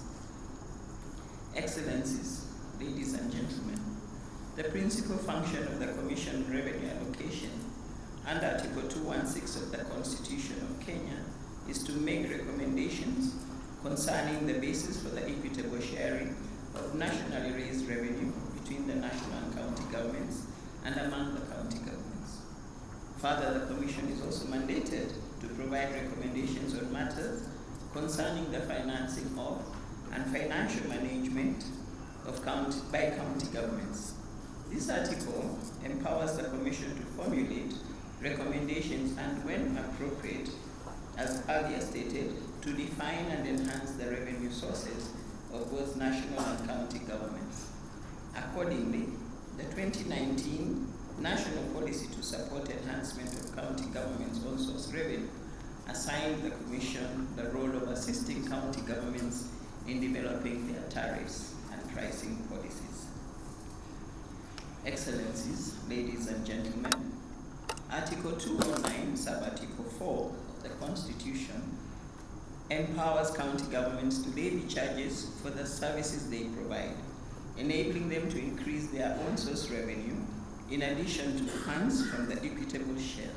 However, there has been widespread complaints, as it has just been alluded, from traders, exporters, and companies about high and unjustified charges, as well as the multiplicity of fees and charges across the country, and action was prompted by that.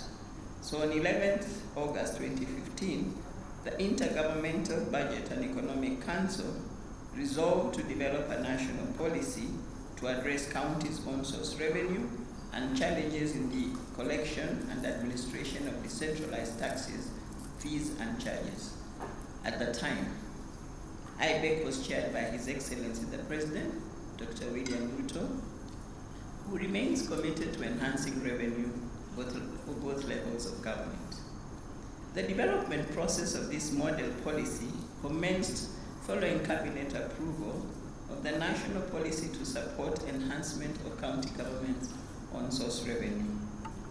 A special interagency committee under the leadership of the Commission on Revenue Allocation was thereafter appointed to steer the development process of a model tariffs and pricing policy for county governments. The committee comprised of representatives from the National Treasury and Economic Planning, Council of Governors, Kenya Institute of Public Policy Research and Analysis, Kenya Investment Authority, county representatives, and several state departments. The composition of the diverse committee was by design to ensure inclusivity and stakeholder ownership when it comes to the model policies adoption by county governments. This model policy comes at an opportune time to serve as a crucial guide for county governments in generating their own source revenue. In January this year, the Council of Governors gave its Congress by approving this model tariffs and pricing policy for county governments, a reflection of the substantial support behind its development. Excellencies, ladies and gentlemen, as you have just been told, Section 120 of the County Governments Act requires counties to establish a tariffs and pricing policy for the provision of public services, which will form the basis for county primary laws that will govern the levying of county user fees and charges. However, to date, no county government has developed such a tariffs and pricing policy, and therefore not operating within the law. In order to address this gap, the Commission on Revenue Allocation developed this model tariffs and pricing policy on county governments, which we are launching today. The Commission is dedicated to supporting county governments in enhancing their revenue sources while continuing to make recommendations on equitable allocations. Our vision is now a balanced socio-economic development for Kenya, and our mission is to make reliable recommendations on equitable revenue sharing, revenue enhancement, and prudent public financial management. We pledge to uphold these principles during our term as the third Commission on Revenue Allocation. We believe that tariffs can be a significant revenue source for county governments, helping to address revenue constraints in service provision. We strongly believe in the importance of engagement between county governments and the people they serve, particularly when levying fees and charges. This model policy will guide the county governments in developing a transparent and understandable tariffs and pricing policy, providing a clear basis for tariff setting. It includes, as earlier alluded, a step-by-step guide which county governments can customize based on their unique circumstances. In this model policy, county governments are also provided with examples of how they can cost services to set appropriate tariffs. Proper tariff determination is crucial for maximizing revenue and ensuring financial sustainability. This model policy is key in the realization of the national agenda, in particular, the achievement of economic turnaround and economic growth. It will lead to the expanding of the tax base and contribute to more citizens paying the requisite fees and charges, as there will be a basis for levying these in the counties. Further, this model policy, once domesticated by county governments, will lead to the improvement of county governments' own source revenue. This will have a positive impact on the provision of county services, including healthcare, agriculture, and a better working environment for the micro, the small, and the medium enterprises.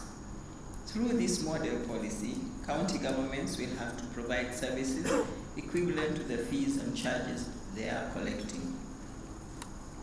Additionally, prior to adopting a tariffs and pricing policy, county governments will be required to undertake extensive public participation to enhance ownership and acceptability by county residents.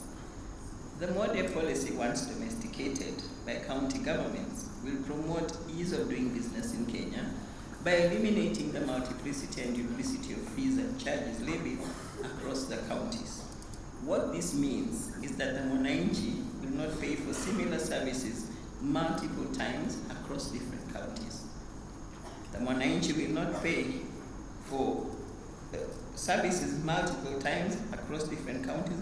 They will not pay for services that are not being offered or provided for in their respective counties and not pay the same fee across the counties as it is in the case of cess. Further, the Mwananchi will have clarity on fees and charges for various services and whether the fees are commensurate to the service being provided. This model policy, once domesticated by county governments, will therefore solve a problem the Mwananchi has faced from the onset of devolution. Let me now take this opportunity to acknowledge, although the CEO had done some of it, and appreciate the support of the following, without whom the development of this model policy would not have been possible. His Excellency the President, Dr. William Ruto, His Excellency the Deputy President, Honorable Rigathi Gachagua, who is the current chair of IBEC, the National Treasury and Economic Planning, the Council of Governors, the Public Financial Management Reform Secretariat, the Second Commission, and I see Dr. Irene here, thank you, Intergovernmental and Budget Economic Council,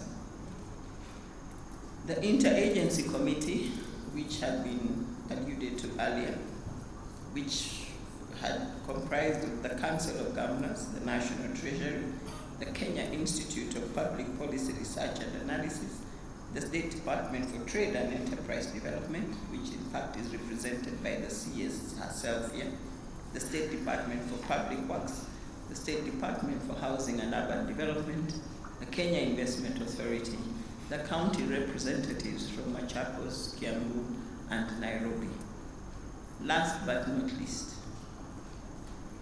I wish to express gratitude to my team, the commissioners. Could I request the commissioners of CRA to stand up, please? Commissioner Hadija, stand up. Commissioner Hadija, Commissioner Kuko, Dr. Isabel, she was sitting on the panel here, must have stepped out. We have the Vice Chair, Mr. Koimet, and the Commissioner Fatuma. They are out of the country, and Commissioner Mwasia, Commissioner Midiu, who is the Chair of the Legal Committee, has a bit of a cold, so he has not been able to join us today. So this is the team that has led the team of the CEO. CEO, please stand up. He was here before you. And the CEO had his team, especially the Commission's Legal Directorate, Sheila. And Sheila, please stand up. And Caroline, the team that is putting all this together. Can I also have the entire CRA staff? Please stand up. Emily, Faith, Nancy, all of them. Please give this team a round of applause. Thank you very much for having ensured that this function has got to where it is today. So I therefore call upon the 47 county governments to adopt and domesticate this model policy in a bid to ensure balanced socio-economic development for Kenya. Thank you all for gracing this momentous occasion. Asanteni sana. God bless the Commission on Revenue Allocation, and God bless Kenya. Before I sit down, I would wish to invite my chair of chairs, Mr. Gershon Otachi, who's the chairperson of National Lands Commission, just to make a few remarks. Asante, karibu sana, Chair.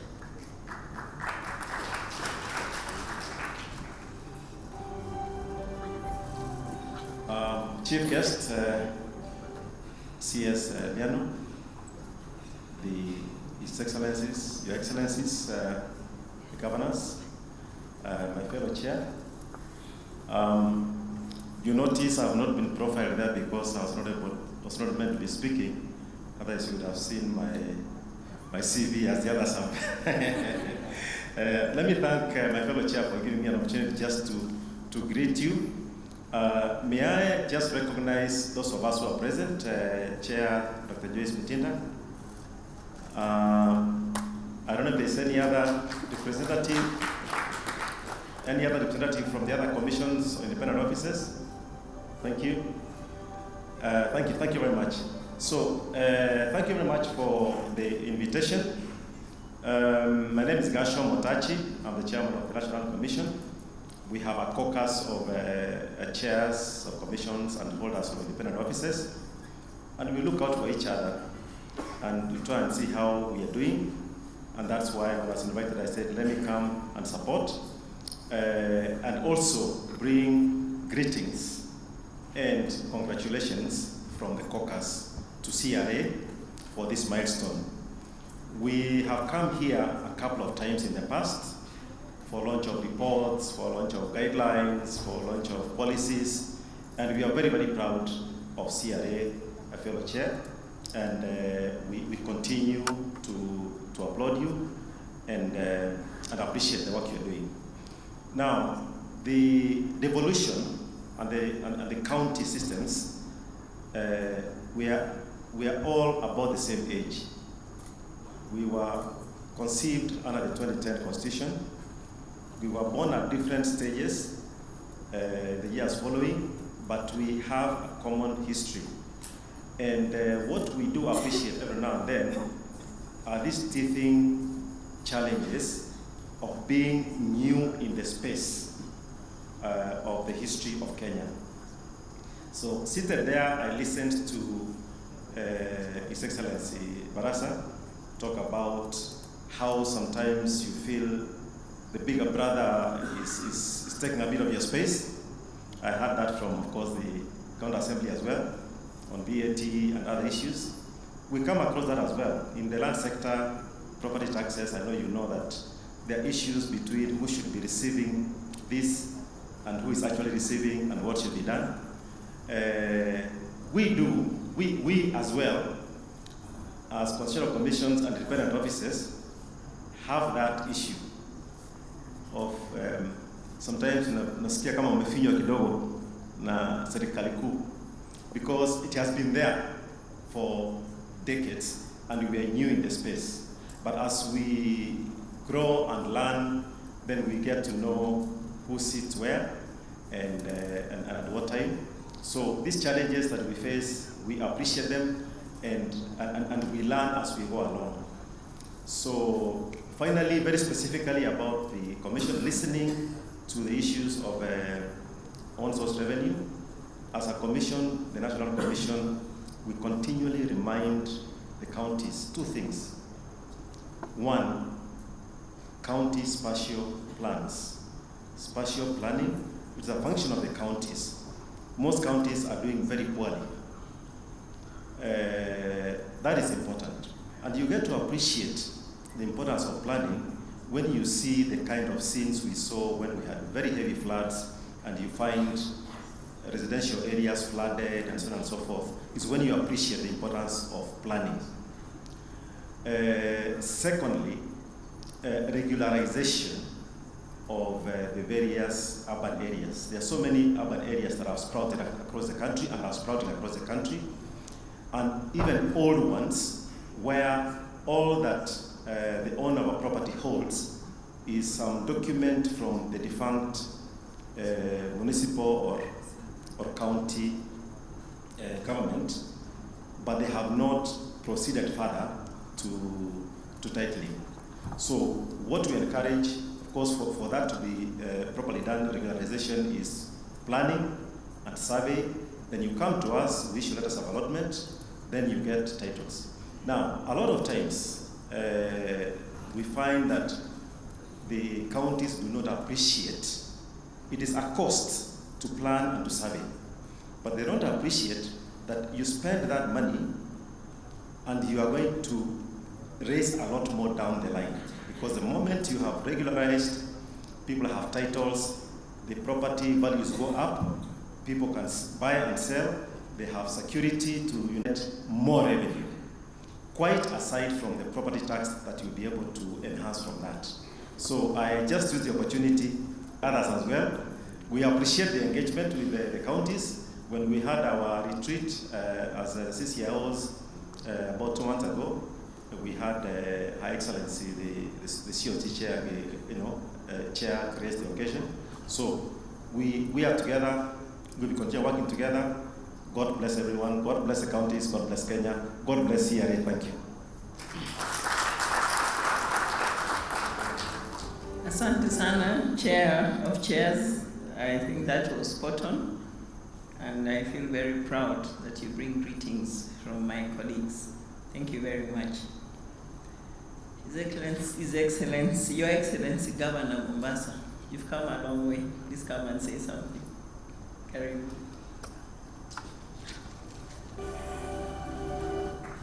He has a rich background in media and communications. He is deeply committed to uniting Mombasa's diverse communities, fostering an inclusive environment regardless of religious or ethnic backgrounds. He is dedicated to public participation and transparency, aiming to build a government that the people trust and actively participate in. Please welcome Mombasa County Governor, His Excellency Abdul Swamad Sharif Nasir.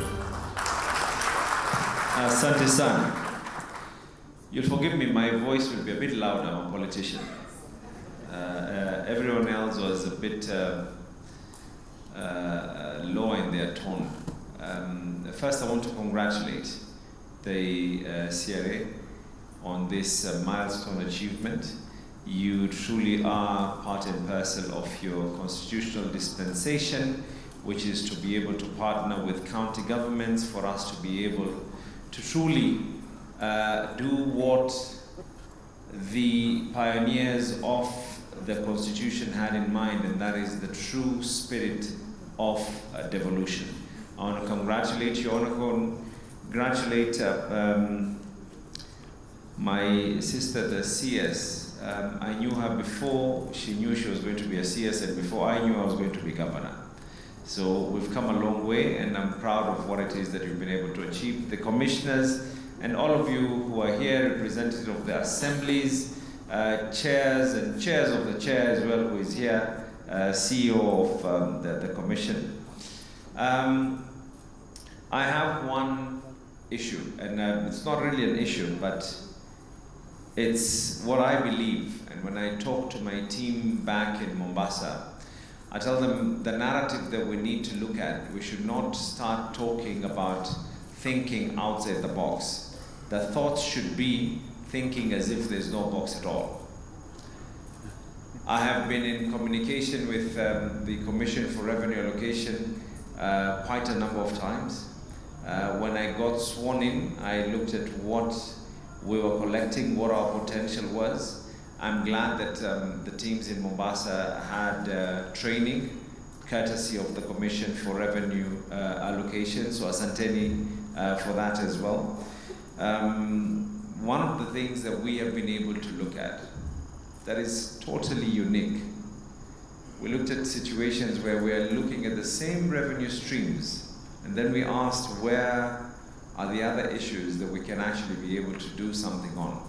One of them was which is our latest revenue stream that we've been able to get, is we realize the ships that come to our shores have garbage as well. Why should we be charging the shops and the houses? And there's a ship as well that is providing garbage, and that garbage is being disposed into Mombasa. And then we're now looking at it in a different way, in a different angle. And this does not even, it supersedes, it does include on-source revenue, but it supersedes just the need for on-source revenue. And this is now the issue of hazardous waste, which we have to be able to take charge of now, so that tomorrow's generations does not start talking about climate change and its effect. And this is something that Mombasa is going to be taking leadership on, to be able to ensure that our county and our country is going to be safe in the right way. And you will be hearing from me and my teams as well, so that we can be able to do this particular laws together. A lot has been said, and I think it is important that everyone takes the initiative that the Commission for Revenue Allocation has been able to take to ensure that devolution goes all the way downwards. There are certain bills that have been proposed by national government that I applaud. One of them is the rating bill. The committee has 10 months to go through, and then they give an answer within of devolution. We have the county assembly. If you take the role of the county assembly, please tell me what MCAs and the assemblies are meant to be doing. If we're going to start trying to micromanage counties, I heard the budget by the CS of Treasury, and I was taken aback. On 16th of April, the Council of Governors sat down and made a resolution. They were not going to allow national government to say that this is what you need, including all other details, but not to try and micromanage. An issue that was passed by IBEC on 6th of May of this year, whose costs of collecting garbage, cost of street lighting and everything else. Then there's properties that belong to government. That centers need to be asking is, instead of being told on how to micromanage, we need to flip the coin and ask ourselves, were these matters as well included? You cannot tell me that you want me to grow when every single time I want to take a step and I want to crawl and I want to walk, you insist that I have to continue wearing a diaper. And then that diaper, it is you who tells me whether I have a rash or don't have a rash. It is not me who's meant to cry when something is bothering us.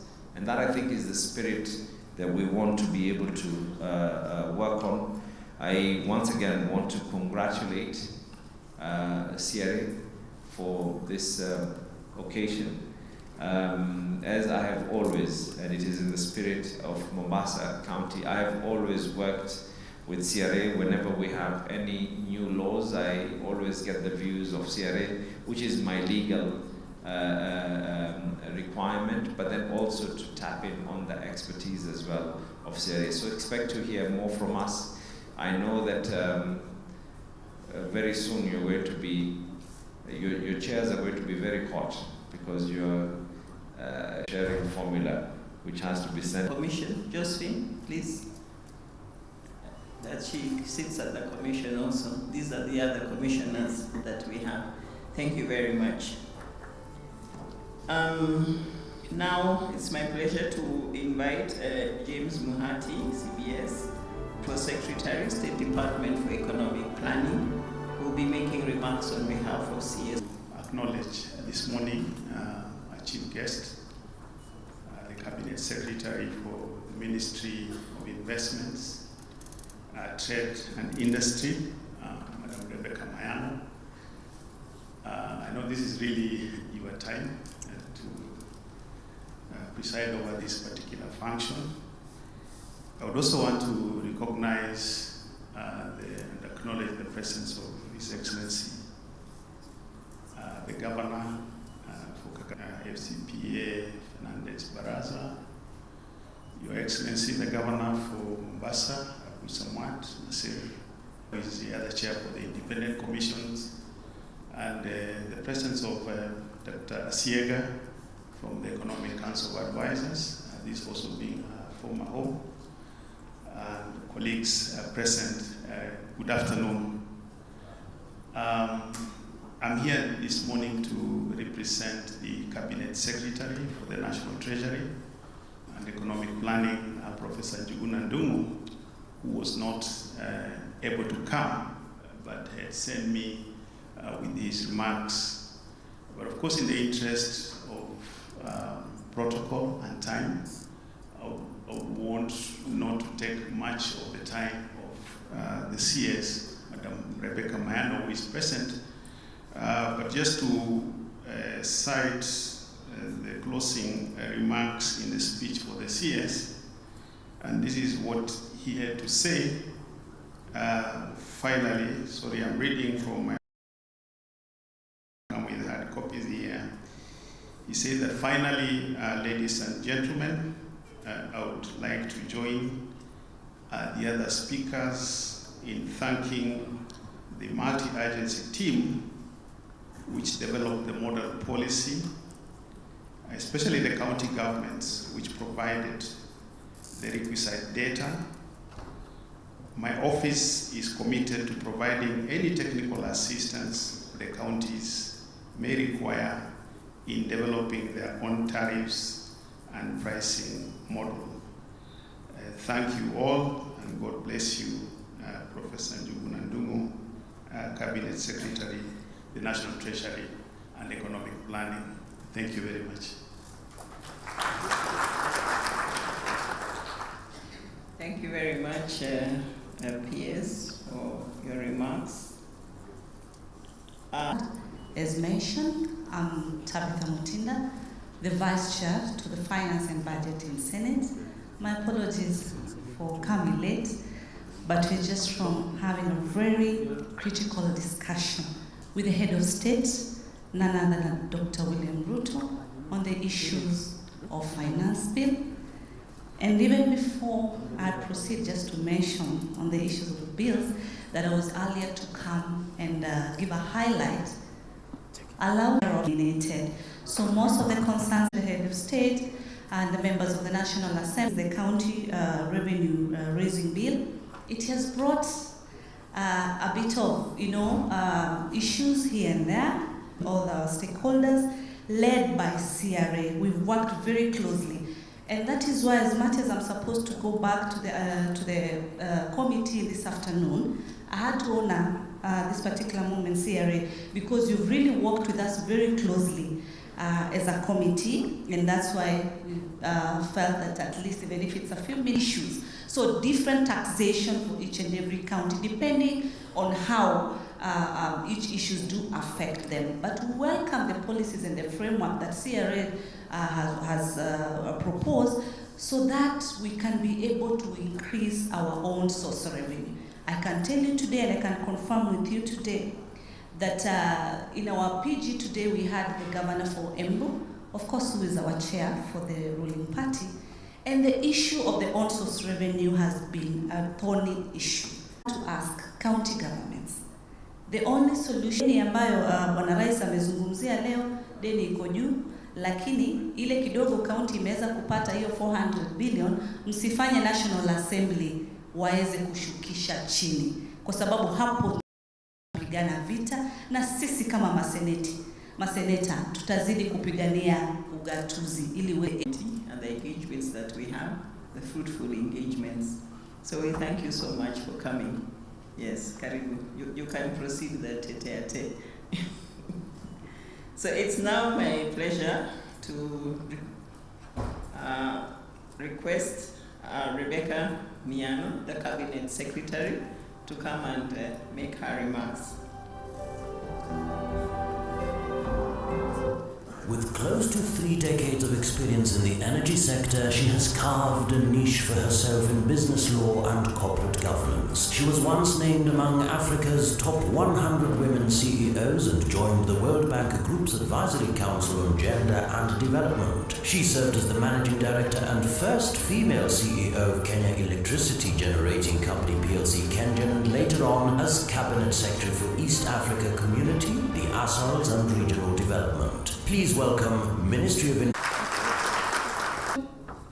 and one that now ushers in, and two, the Commission for Revenue Allocation initiated the development of a model policy, and counties can customize to suit their unique circumstances, all geared towards enabling traders to thrive. Since 2013, counties started charging multiple fees and charges, following which the then chairperson of the Intergovernmental Budget and Economic Council convened a conference that culminated in the formation of the national policy to support enhancement of county government's own source revenue in 2019. The journey to this point, with regard to the finalization of this model policy, has been onerous and winding. Thankfully, though a whole 13 years since the onset of devolution, counties now have a reason to smile. Policy offers guidance on how to comply with the legal requirements of developing tariffs and pricing policies informed by a structured system. Forthwith, the basis of levying fees and charges for the services counties offer will draw guidance from a standardized reference point. Ladies and gentlemen, I commend the Commission for Revenue Allocation for taking the lead in an interagency committee that had the Council of Governors, my ministry, the Kenya Investment Authority, and individual counties, among other key players and stakeholders. The foremost highlight of this progressive policy is the legroom it has created for the domestication of own source revenue policy implementation. Let me hasten at the very onset to implore the implementers of this policy to ensure that at no time should the taxation and other revenue-raising powers of a county be exercised in a manner as to undermine the national economic goals. To all intents and purposes, the implementation of this policy should not impede inter-county economic activities or obstruct the mobility of goods, services, capital, or labor. Going by the tremendous support county governments have extended to my ministry in the formulation and now implementation of the county aggregation and industrial pacts, I have no doubt that the same goodwill will suffice in the implementation of the policy we are here to launch today. Some of you know the importance of the KIPES.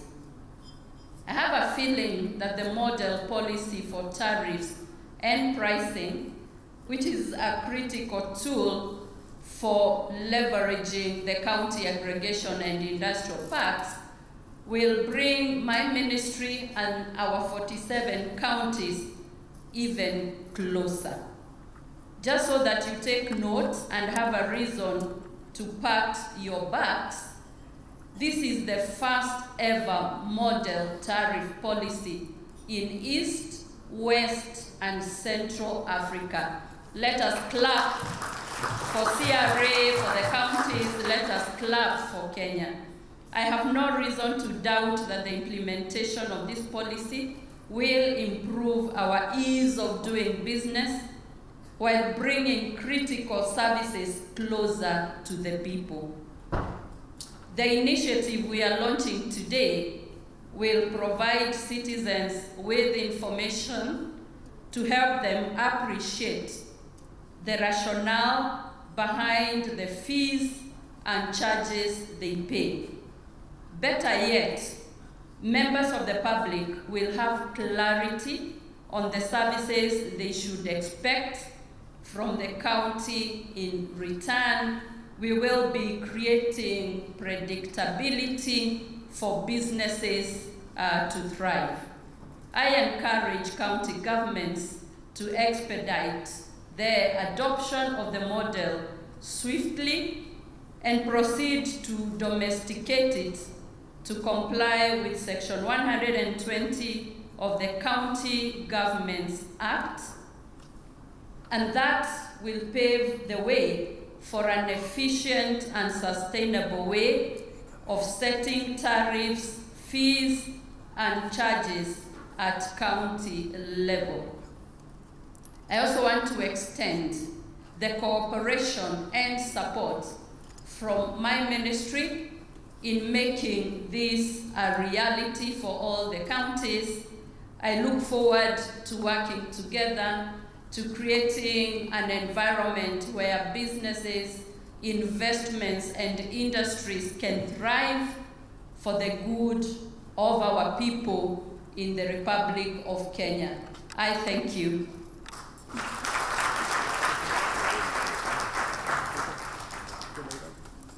Asante sana, CS. We need to give her another round of applause.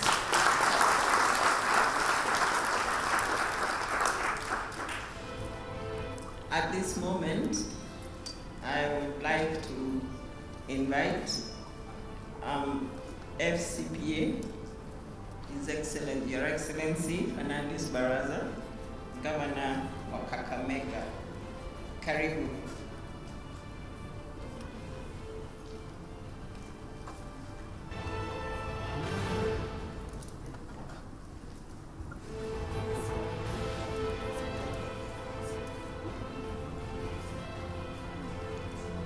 Thank you very much, our chairperson for CRA. I'm actually standing here on behalf of the chair of COG, Her Excellency Madam Anwai Guru. So I'm standing in the shoes of the chief guest. Our CS, Trade and Investment and Industry, Madam Rebecca Miano. Senator Tabitha, our Vice Chair, Finance and Budget, I recognize you. A true defender of devolution. Our PS for planning, Bwana James Muhati, thank you very much for your support. My brother Governor of Mombasa, all the distinguished ladies and gentlemen, good afternoon. First and foremost, before I read the message of our chief guests, I just want to appreciate in a big way CRA and congratulate you for this initiative of coming up with a model tariff and pricing policy. Makofi kwa CRA. I think this is now the road of ensuring that counties really realize their potential of collecting 216 billion Kenya shillings on on-source revenue. I also want to appreciate our county assemblies and their commitment to ensure that all the primary legislation that will facilitate our collection of our specific revenue streams are actually enacted. And that is why this conversation, we are having it here with all the stakeholders who matter in matters of revenue collection. I've seen various CECs here and also revenue people. I think this conversation really is going to enhance our revenue collection. I also want to appreciate in a big way CRA for capacity building and challenging counties to specifically enhance and diversify their revenue streams. I think that will be seen in the next financial year. And as we prepare to have another conversation on the division of revenue allocation for 2024-2025, this time around CRA Mutangusha counties. I know senators, I want to appreciate you by putting your foot forward to support the 400 billion, which was slightly below what the senators had proposed of 415. And because we are very patriotic as governors, we wholeheartedly accepted the figure of 400 billion as the amount allocated for counties for 2024-2025 financial year. And of course, we promise to deliver services to the people. At this juncture, ladies and gentlemen, allow me to read the message of our chief guest, Her Excellency Anne Waiguru, who is the chair of the Council of Governors and also the governor of Kirinyaga County. I am pleased to join you today as we launch the guidebook on the development of the tariffs and pricing policy by the county governments, whose objective is to comprehensively guide how county governments set the tariffs and how they cost the services 20 of the County Governments Act. The model tariffs and pricing policy for county governments as a comprehensive framework designed not only to streamline counties' own source revenue collection, but also to ensure that our economic and fiscal policies resonate with the expectations of our citizens. A clear and predictable tariff setting and pricing structure will enhance investors' and taxpayers' confidence and ultimately improve the quality of life for all residents, and of course, making sure that we achieve our objectives as county governments. It will also empower county governments to make informed decisions based on sound economic principles, thereby promoting sustainable development and fostering a conducive environment for both local and international partnerships. It's without doubt that our counties have immense potential to raise revenue from one source to supplement the equitable share of revenue raised nationally. In general, counties have significantly increased revenue collections over the years. This is evidenced by the recently published County Government Budget Implementation Review Report for the first 9 months of the financial year 2023-2024 by the Controller of Budget. The 9 months of the current financial year alone, county governments generated revenue amounting to 4 billion, also revenue generated in a similar period for 2022-2023. It is evident in the current financial year that county government's on-source revenue has nearly doubled as compared to the previous financial year. This shows the commitment and efforts are put in place by respective county governments to complement their equitable share of revenues collected nationally. Distinguished ladies and gentlemen, despite the improvement of the on-source revenue collection recorded over the recent years, the full potential of counties to raise revenue from own sources is yet to be realized. We are cognizant of the findings of the latest report on OSR potential and tax gap study by CRA, which estimated the overall revenue potential for county governments to be at 216 billion Kenya shillings, and whose recommendations we are keen on implementing.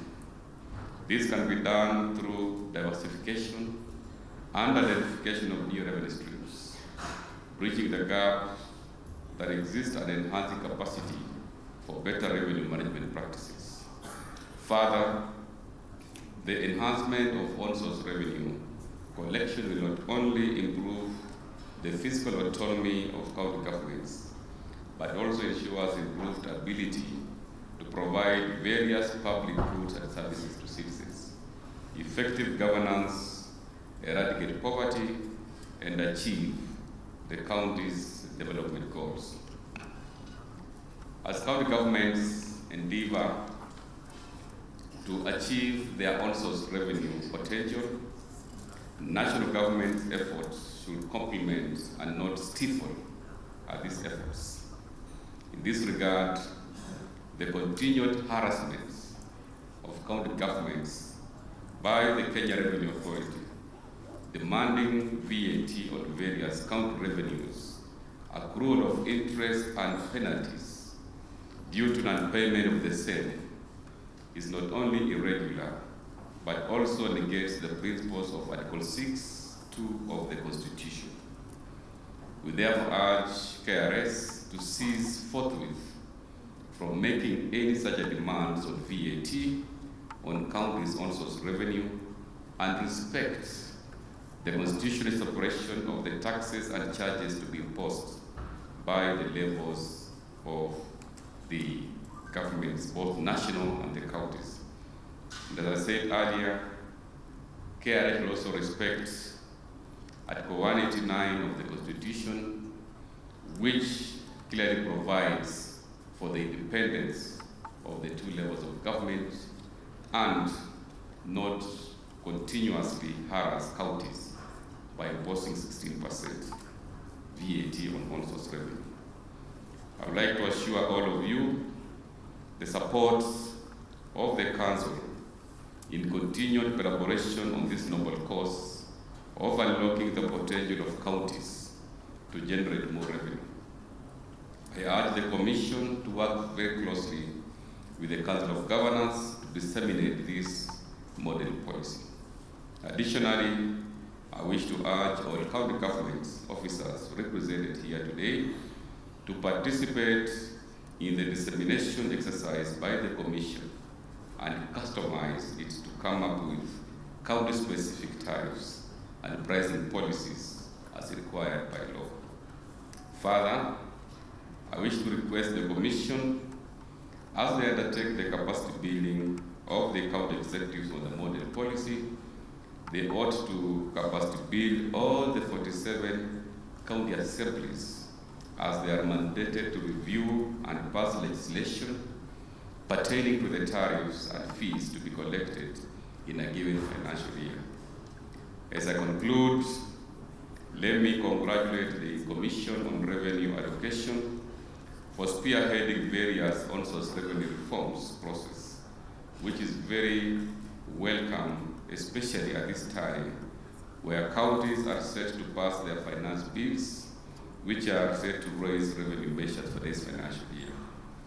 I also extend my sincere gratitude to everyone who has contributed to the development of this model policy. Your hard work and dedication have made this launch possible, and I'm confident and that together we will continue to achieve remarkable milestones in the service of our people. With those many remarks, I would like now to launch the book that is a price and tariff model, a policy for county governments to customize towards enhancing their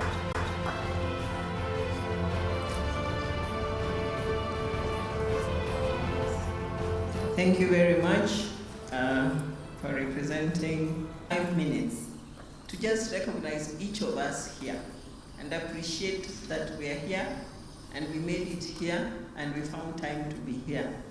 CRA appreciates you and we also should appreciate each other. Can I just request the CCIOs that are here, either by representation or by the leadership? I can see Dr. Joyce Mutinda there. There's other representation there. Please just stand up so that we can clap.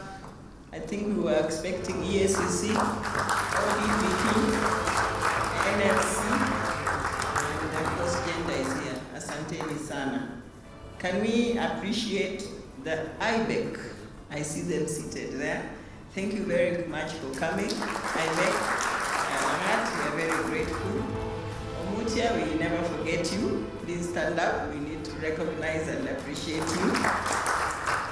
Kenya Revenue Authority. In fact, there's representation from Mr. Moses Nyangie, but if he's accompanied by others, please stand up wherever you are. Moses and team, thank you very, very much for coming. Please extend our appreciation to the Commissioner General. The Parliamentary Budget Office, they are here. Please stand up. There they are. Asante sana. And of course the governors also. Then I'll go to the counties themselves. Nakuru, you are here. Tafadhali simama. Asante sana. Kilifi, Kilifi, please stand up. Yes, Kilifi, asante sana, asanteni. Meru is here. Thank you. Stand up so that we acknowledge you. Thank you very much. West Pokot, all the way, please stand up. Thank you very much. We appreciate you. Nyeri tafadhali simameni. Asante sana. Mombasa, you're led by your governor. I'm sure there are others there. Big team. Thank you very much, Governor. Kakamega is here, led by the Asanteni Kakamega. Yes, abantu wengo, karibuni. Nairobi representation. Thank you very much. Most welcome. Kitui is here. Tafadhali, wherever you are. Asanteni sana. Kericho, asanteni sana. Yes, thank you. Busia is also here. Busia, thank you very much. Elgeyo Marakwet, I know also represented by the chair of CAP, but they are also here, isn't it?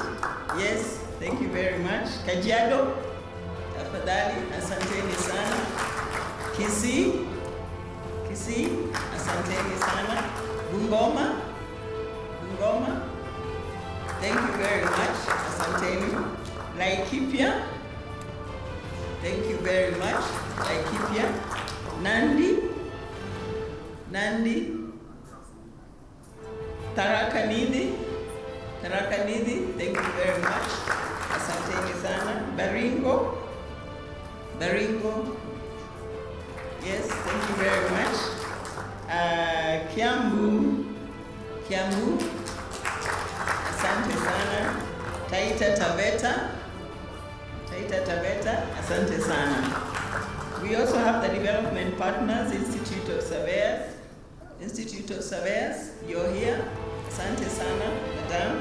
Institute of Public Finance, thank you very much. The County Government Watch, yes, they're here. Asante sana. We have the Senate represented here at very high level. Asante sana, Senator Tabitha. Of course, we have the National Treasury represented by the Economic Planning State Department and the National Treasury itself. They are also here. Please stand up, National Treasury. Yes, Kiptarus and Josephine, asanteni sana. Asante sana. Advisor to the President's Office and also a former commissioner. And yes, Dr. Irene Asianga, I was being reminded, but I knew, former commissioner, CRA, and currently advisor to President's Office, Fiscal and Budget Matters. I saw you a lot, even before I joined CRA, training on OSR. It was very impressive. Thank you very much. I learned a lot actually from there, even when I had not planned to join CRA. Is there anybody we have left out? Yes, you can just tell us which. Kirinyaga County, asante sana. Any other person? Yes? Sorry? Siaya, asante sana. Karibu. Where? Garissa County, asante. Kisumu County, karibu. Machakos, asante. Yes, just stand up and say.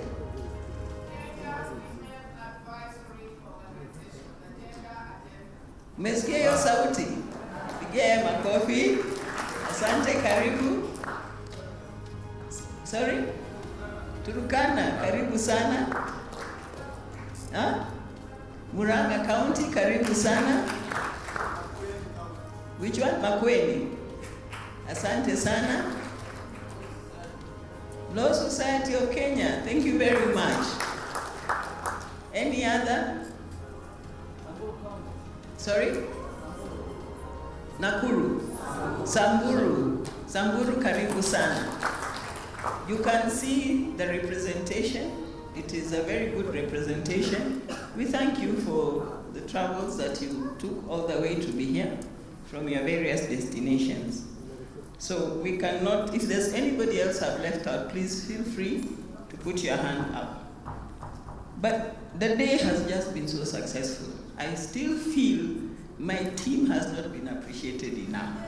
CEO, can you just come quickly here with your team and tell us, where is Sheila? Just come and stand here and tell them to quickly just, we be clapping for them as they come. Please, CRA team, come. Kuria, Angela, let's continue clapping for them. Sheila, Carol, please, continue clapping, tafadhali. Let's clap for this team. Come, CRA team. Nelly, where are you? Why are you sitting behind them? Come, all of you. Karen, come, of course, led by our commissioners.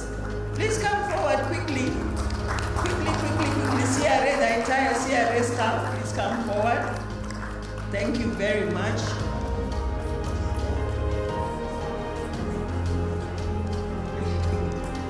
Continue clapping for them, tafadhali. Even the drivers, please come forward. You're part of CRA, the security team. Please come. Let us continue clapping for them. Asanteni sana.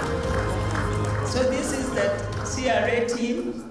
Among them was a smaller team that ensured the success of this day today. The legal team, which is chaired by Commissioner Midiwo, and the legal directorate here, chaired by Madam Sheila Eke. She has done so well. And one final round of applause. CEO, thank you, you and your team. Commissioners, asanteni sana. Now we want to go into the launch of this very important policy document. And to do this, it is none other than the master of ceremony, because he does it so well. I would want to hand over this program to him. But again, asanteni sana, we are very grateful. We've noted all the concerns you have raised, and as CRA, as usual, we shall sit, deliberate, and see what we can do about it. Mwakazi, over to you with that beautiful voice of yours. Wow. When I grow up, I want to have it. A big round of applause to the CRA chairperson, Asante Sana, and seems like you will still be leading us towards the launch spot. So I'd kindly request Madam Chair, together with the CEO CRA, followed by the Excellencies, let's move towards the launch pad area. Makofi yao tafadhali. Ladies and gentlemen, the first ever model policy in East Central Africa. Tuko tayari, and courtesy of our chief guest, I'd kindly request that His Excellency FCPA Fernandez, I hope you're ready. We will have a countdown first. There will be a button. So the media team, get ready to get the best photos, because this is the first ever. Are we ready? So we're going to have a countdown first. Countdown first. Ladies and gentlemen, every one of us can be upstanding as well. So on the screen, let's have the countdown. Let's have the countdown on the screen. 10, 9, 8, 7, 6, 5, 4, 3, 2, and 1. Ladies and gentlemen. Hey, Bas! Well done. The launch of the tariffs and pricing policy, a model for county government.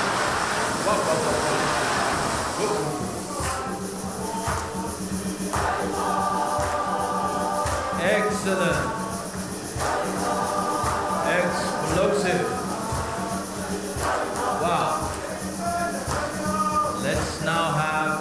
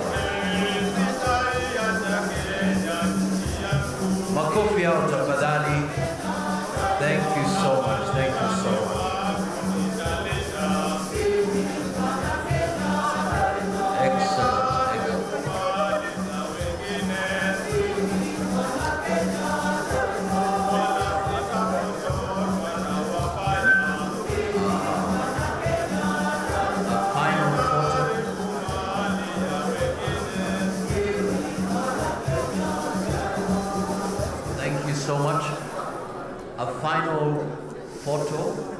If we could kindly have the two governors, representative PS, Karibu, and the chairperson, CRA. Let's have that photo with them.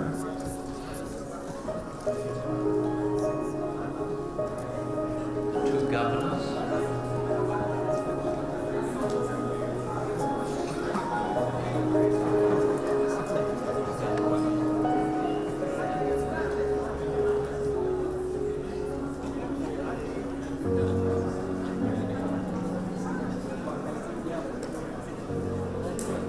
I'd kindly request for the rest of us, we may kindly take our seats. Let's kindly take our seats. Thank you so much.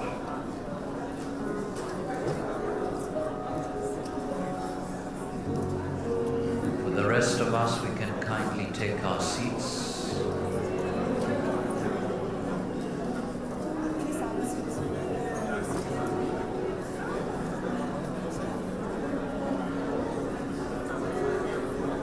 Media team, are we ready? All right. Over to you.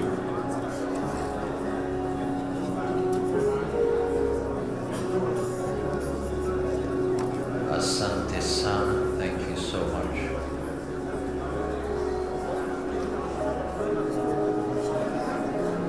Thank you so much.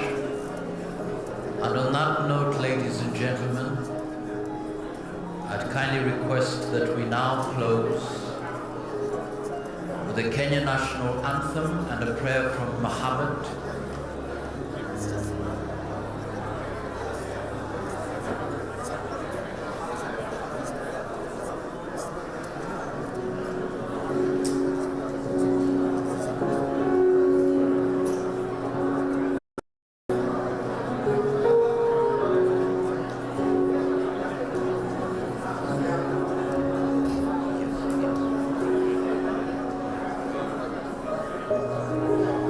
So distinguished guests, ladies and gentlemen, a quick announcement, then we have the national anthem. Let's have the announcement before we continue on with the photos. A quick announcement, please go ahead.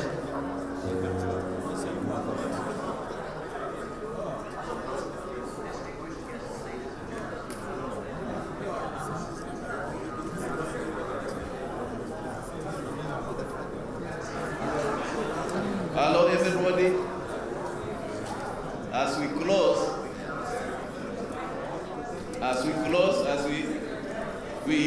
close this important function, I want to say karibuni kwa chakula kwa lunch. Msiende kabla mjakula. Si namna hiyo? Si ni kweli? Yeah, as they take, maybe now back to you, Mr. Makazi. Thank you so much. Ladies and gentlemen, wherever we are, let's be upstanding for the Kenya National Anthem.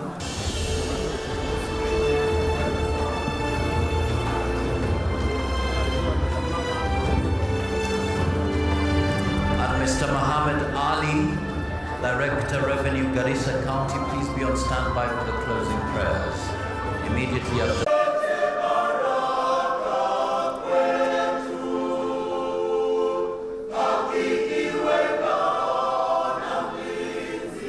Tunaenda baada ya tumalize hii kweli. Tunaenda baada ya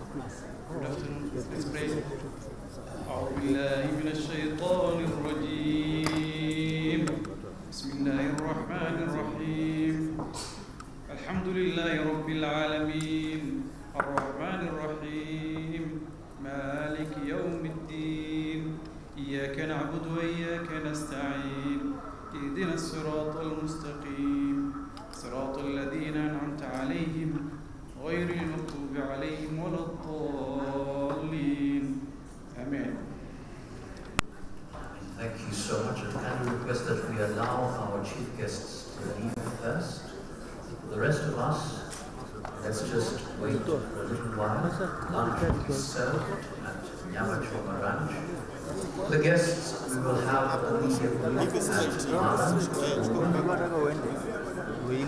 at